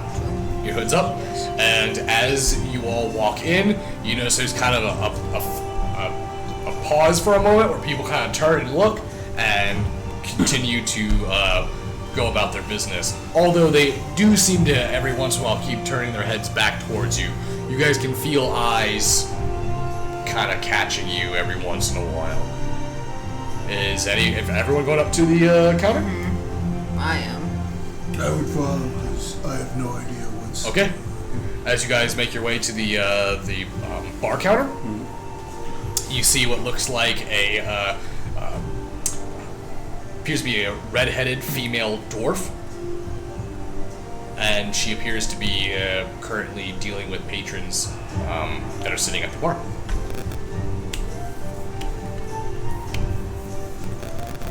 I'm just gonna wait. Okay. And as she gets done with patrons, one after one, she finally comes up towards you. What can I get you? 6 pints. 6? Yeah, there's 6 people here. Right? All right, coming right up. She turns and she brings back 6 pints and sets them down of some real hot, warm grog. Alright, how much? Oh, this is gonna be for the grog. Yeah. We'll just call this one on the house. What is this? Interesting. Celebrating tonight or something?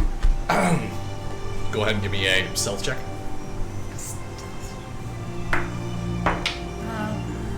18. As though you are all trying to hold your hood down and stand, you notice that she kind of looks over and goes like, Yeah, I recognize that tattoo. Oh, I was hanging out. Alright.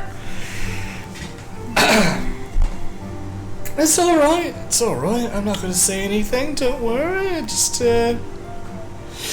I was always a fan of your work. Thank you. I really needed that. I needed to hear that. Although, I'm not the only one that's recognized it. as you look over, you can see there's probably about a group of 5 men that are sitting around that seem to be just locked eyes with you and the rest of the group, and just kind of just staring. Alright, well hey, alright, I found my work great, so maybe you can do me a solid and tell me, are you Betty Sue? Where can I find Betty Sue? Aye, that's me. Beautiful, alright. Granny sent me, and she needs supplies. Oh. Okay, that's gonna be, one moment. Hurry, please. Turns around I'm gonna, and like, you see turn that my she whole body, like, away from people sort looking. of moves away. You notice someone goes like, one of the 5 men sitting there sort of calls out, "Is that the fucking siren of the Dead Bone crew?" I'll look around like, who are they talking I'm about? not moving. And they're looking right at you. You notice that chairs, you hear the sound of wood shrieking, individuals turning. You notice that the sort of rowdiness and the loudness of the room sort of dies down as just eyes and heads turn towards everyone at the bar. Sounds like there's gonna be a fight. Where is it at?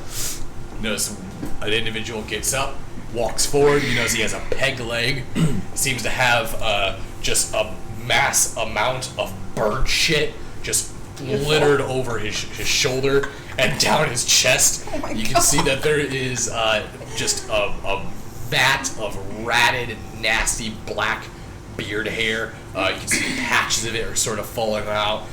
One eye looks yellow, and his teeth are just black as he makes his way over. Yeah, I fucking knew I'd recognize that. Fucking Jezebel. Oh, let's turn around. Is this your new crew? Oh wait, that's right. I haven't heard about any fucking crew by you. You trying to make it on your own now? Listen, I don't really want to start a fight right now, especially in such a beautiful establishment like this, so maybe, we can save it, come back to it. What, you think because you got this big low bloke here that we ain't gonna be scared to rough you up? Huh? You can try to rough me up, mate. Huh? Hey, Carter, get over here! You notice that sound of heavy footsteps begin to burrow their way into the floorboards as you hear the sound of the wood creaking and cracking as you see this massive, probably about almost 7 foot tall ogre standing with his fists wrapped around with what looks like large sailing ropes.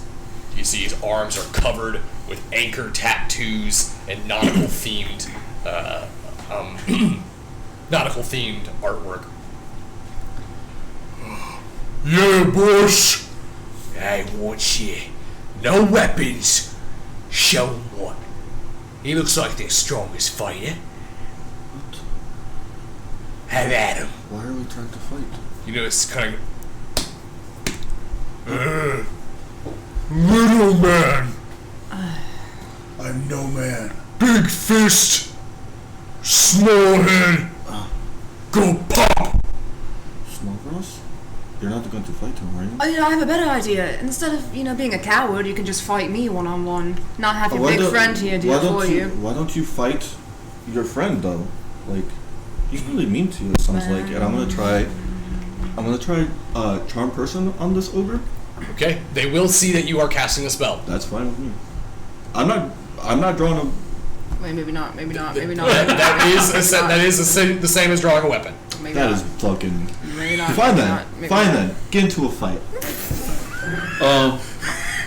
Yeah, sure, what for? Do it, boss. If this is happening, then I do want to do something. I'm going to spend 2 of my sorcery points to use subtle spell, Subtle spell. Okay. and I'm going to use enlarged person on Smallgrass.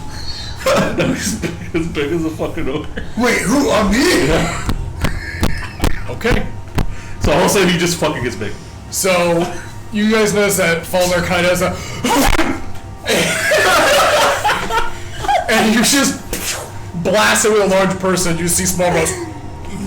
One peck just gets large. The other peck just gets large. It looks like almost like he's just got a swollen boobs, and then his shoulders just start rounding out as you feel yourself getting larger.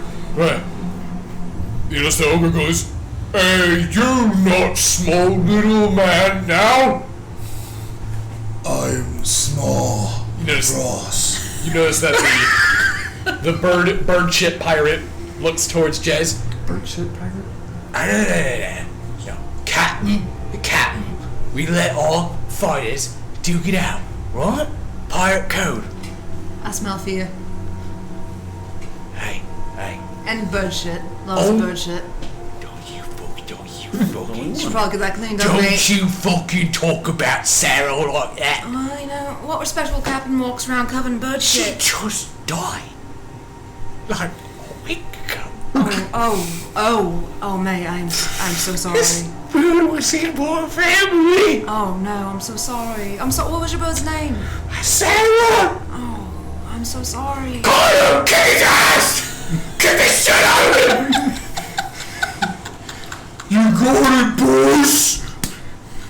Turns towards you and just roll initiative.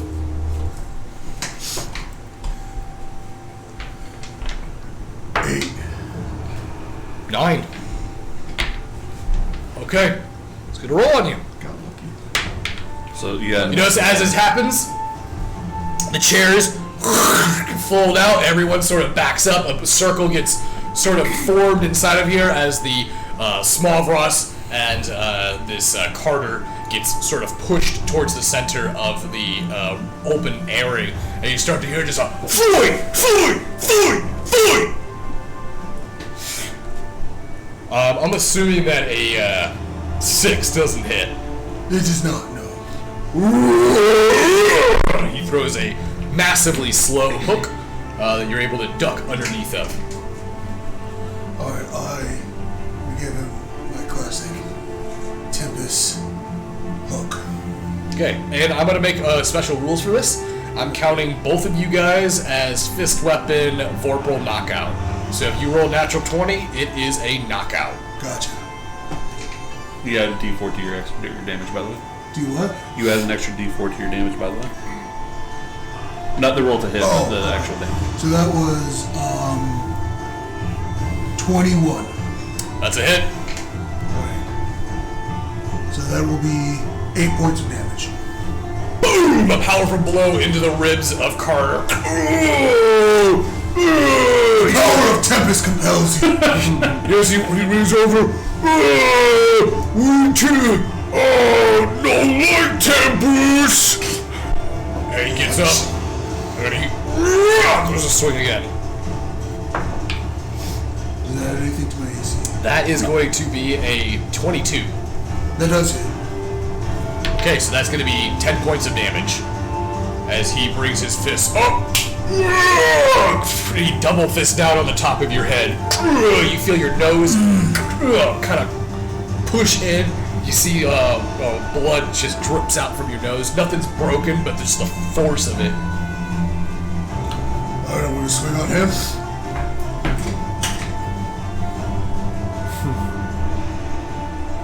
That's a hit.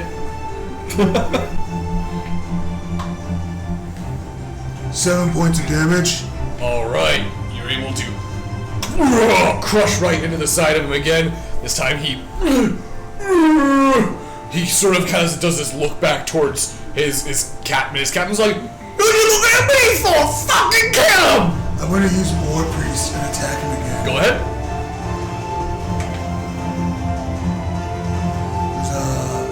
There's 14 hit. That does not hit. Your second blow, you go to miss. He backsteps. It looks like he's going to try to take both of his hands and just start hammer fisting down on you. Donkey Kong here. This is 18 hit. It does not. Okay. So as he goes to hammer fist down on top of you, you bring your hands up and you just block each one.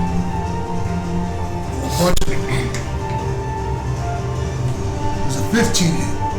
15 does not hit. Turn. That's a miss. Goes to do another swing and completely misses. Swing on him. 16. Does not hit. At this point, you guys are watching them just blocking and actually dodging blows. It's a pretty brutal fight. As it looks like both of them are equally sparring with each other. What happens when they're done? He's gonna try to move in and grapple you. So it's gonna be an athletics check. Athletics? An athletics check from you. Yep. That is fucking horrible. 16. You crush it. As he locks up, trying to grab you, you actually reverse it, and you now have him grappled. I'm gonna say I'm sick of this, and I'm gonna rage. And then I'm going to try to suplex him. Okay, give me a strength check. Oh, you get advantage on strength checks. They're both the same exact number. So that will be a 22. All right, yeah.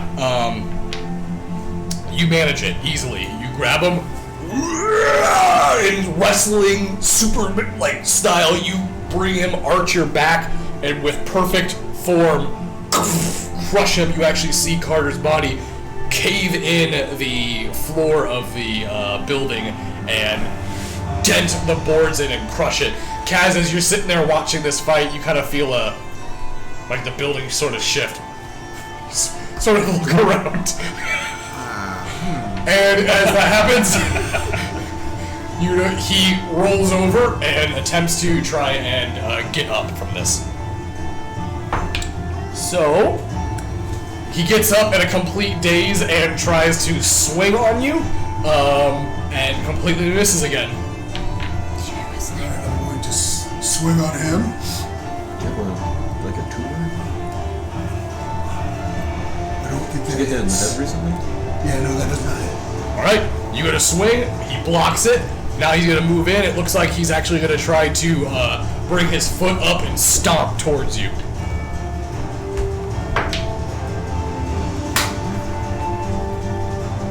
I've rolled below 10, like last 4 rolls. Okay, he brings his foot up and goes to stomp at you and just hits the floor, and you feel the ground just shake. I'm gonna start standing by the door. I'm like, Kaz is just like every time it shakes, he's just like inching towards the door. Well, I'm gonna pop him again. Okay, so this is a hit. This is 23 or something. So that is That's going a to hit. be. Shut. Did you roll damage? 11. 11 damage. You bring your fist and cross his face. You actually watch as it breaks off one of his tusks. And you see the tusk hit the ground and blood splatter along the floorboard. He moves back and he...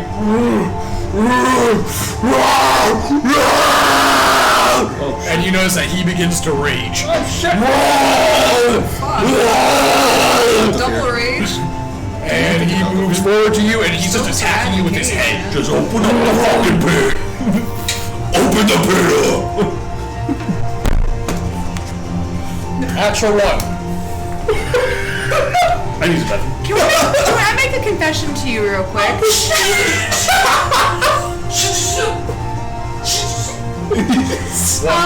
While we were cleaning, while we were cleaning, he joked about touching your dice to see if it would give us a better advantage, and I said okay. And so he touched your dice to give us a better advantage. I have to buy new dice now, thank you for that. I told you that he's cursed. Literally, as soon as you said, I've been just rolling under 10s. I was like immediately like, you touched his fucking dice. And then a 1. Okay, so in his rage, he moves forward you to try to strike you with a headbutt. You decide to block it with your own head, and the two heads, as they crush, you watch both of them step back, staring at each other. Warrior. Their eyes sort of lower and squint, and Carter and hits the ground. It was like Warrior versus Hogan. And let me do another check. Okay. You see everyone kind of goes, "Aah!" You see the bird shit pirate stops and goes Bird like, shit pirate doesn't have a name. I thought that's what his... you don't know his name. I thought that's what his cruise name was. I thought they were the bullshit pirates. I was like, who the fuck? You don't know his name. He didn't even ask me. themselves as white. How do I not know his name? I know everyone. Everyone knows me. I am amazing. You actually don't recognize this individual. Oh. You know that just basically by his appearance and by how he's addressing you and where he's at, that this is probably another very low-ranking crew, probably working under a pirate lord. He's covered in bird shit. Yeah. I'm gonna walk up to him. That's a damn shame there. You talked all that big game, and then the guy went down like a sack of bricks. I'm pretty sure he knocked himself out. I think he might not recover from that either. So here, you know what? I'm gonna take a gold out of my pocket and flick it over to him. I'll help you buy a new one. All right, you win. It's embarrassing, really. You beat me fair and square. So, props off to you. He takes his hat. Is there more bird shit under the hat? There's bird shit in his hair. he takes the hat off and just bird shit falls out. Even the armor Cockroach covered in shit. bird shit. You got some good fighters. Can't deny that. Carl, you fucking bum. He sort of gets up. Oh, my head. Ow. Fucking knock it off. Here you go. He pulls out his earring. You notice he cuts off one of his beads. You earned it. He gives you it. You know that this is a pirate code situation. Basically, if you challenge another captain and their crew beats their crew, then they have to give you a part of their basically part of their attire. Either an earring or a belt or a piece of their belt or a piece of something of them they have to give over. Oftentimes it could be like a coin, a piece of jewelry, anything like that. So he gives you what appears to be like a string of beads. Your first trophy from the Macaw crew. Macaw crew. I see what you did there. Kind of like the big one. Good Yeah, you seem job. Good job, confident. big guy. Right, I dropped concentration. Alright, come on, boys, let's get out of here and let the captain be where she is. His fighting You notice spirit. that the entire group, everyone begins to continue on with their revelry. Maybe we should have the macaw crew join our crew. Is there bird shit on this? Surprisingly, no. Alright. I'm gonna tie it to my sash. I dropped the concentration of the enlarged person. And you begin to shrink back down to size. Small Ross, you have no idea why you grew. Oh, I do. It's Yeah, Tempest. so I didn't know you could do that. Where does that come from? Well, Why aren't you that in the war? What is it's a power I've only recently found. He did do it in the wall. The bow. I did. Ah. He did. Didn't you do it in the cave too? He did it in the cave too. I believe it's Tempest. I'm gonna sort of make my way back to the group and just kind of like step on the floorboards. Yeah, as you step on it, you kind of feel the building sort of swaying a little bit. I will say that ogre was strong, But it Formidable. I was harder. You were made of sturdier things. Oh, you know, you didn't get to say the thing. You just got jazzed on. You didn't Oh. say it. Fucking say it right now. That was a good fight, You mate. just got jazzed on! Fuck yeah. You just got chest on! Boom! Like that! Good one right there. Yeah. Yeah, I think it's gonna catch on. I fucking hope so. I think it's gonna fucking catch on. I'm gonna jazz all over everyone.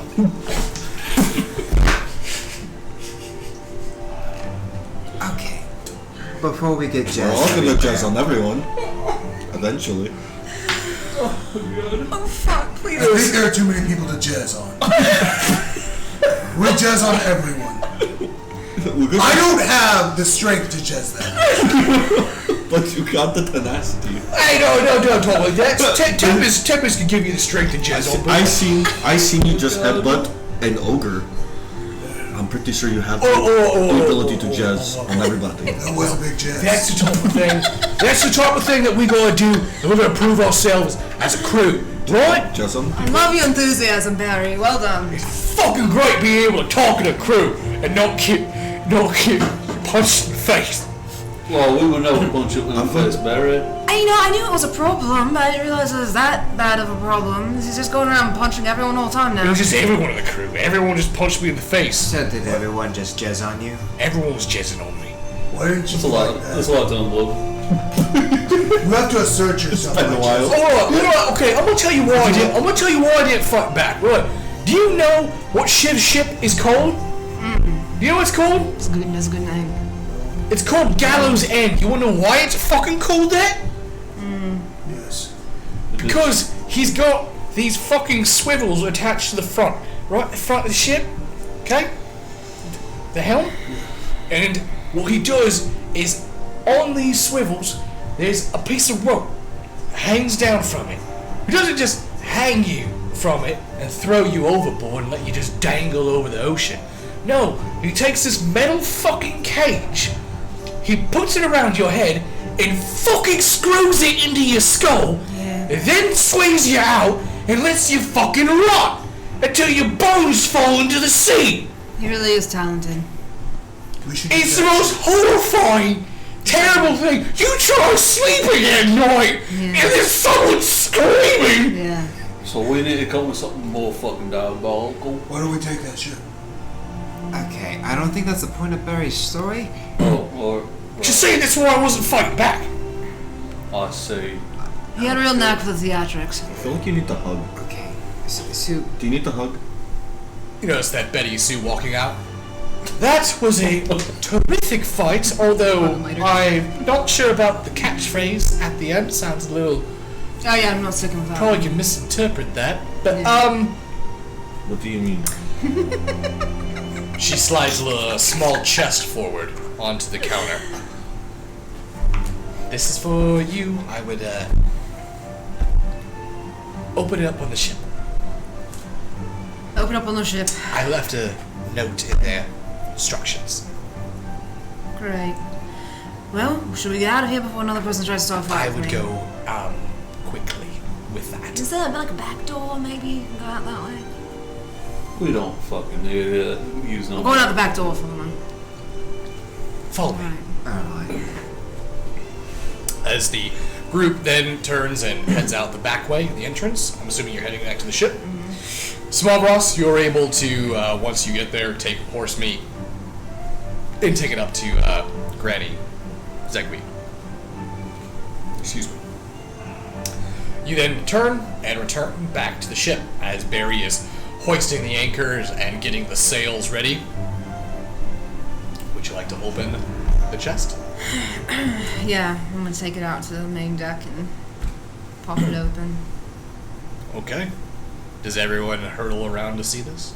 I did. If I'm back, then yes. Yeah, you're back. Basically, they waited for you to get back. Alright, ready to open this bad boy.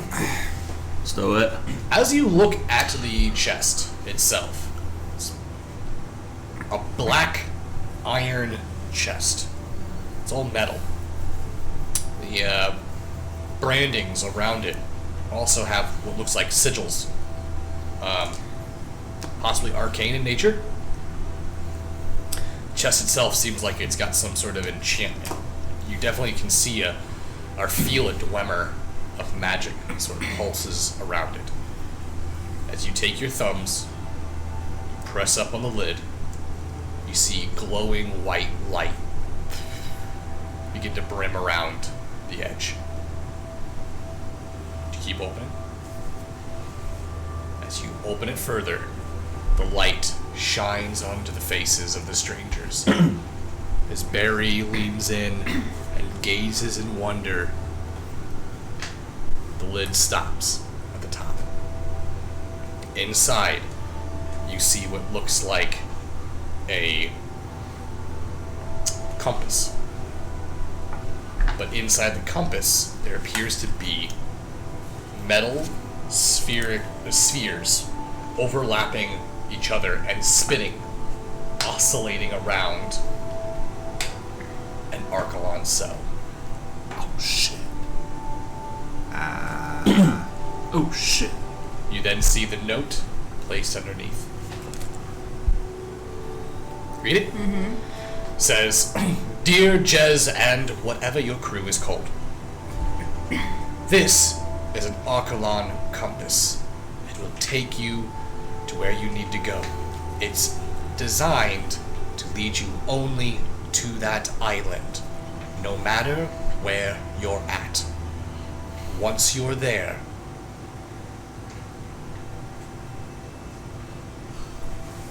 turn the switch on. Switch. You look at the compass. Yeah. As you look underneath, it seems that there is a way to rotate the compass. Well, I'll be damned. Alright. Apparently this is gonna take us directly where we need to go. Are we ready? Oh, do we already get provisions? You guys could get provisions before you leave, yeah. Well, let's definitely do that. Yeah. Alright.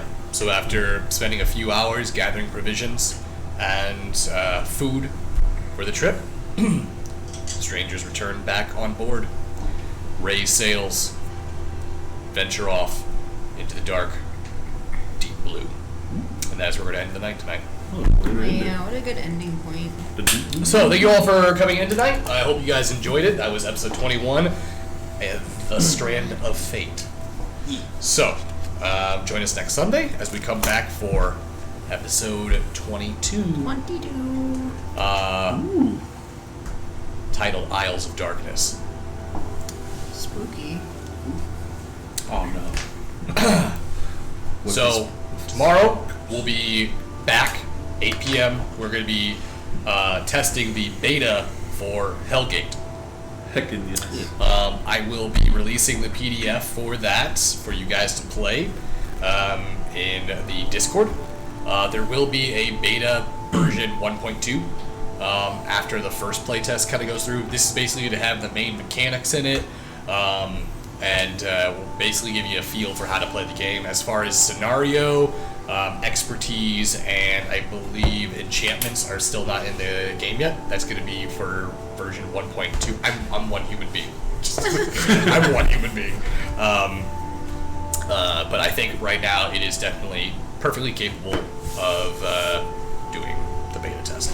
So, remember everyone, and JD will have to take us out. Alright. Remember, the best time to tell stories is whenever it's near dark. Thank you. Oh, he said it. You'll have a good night.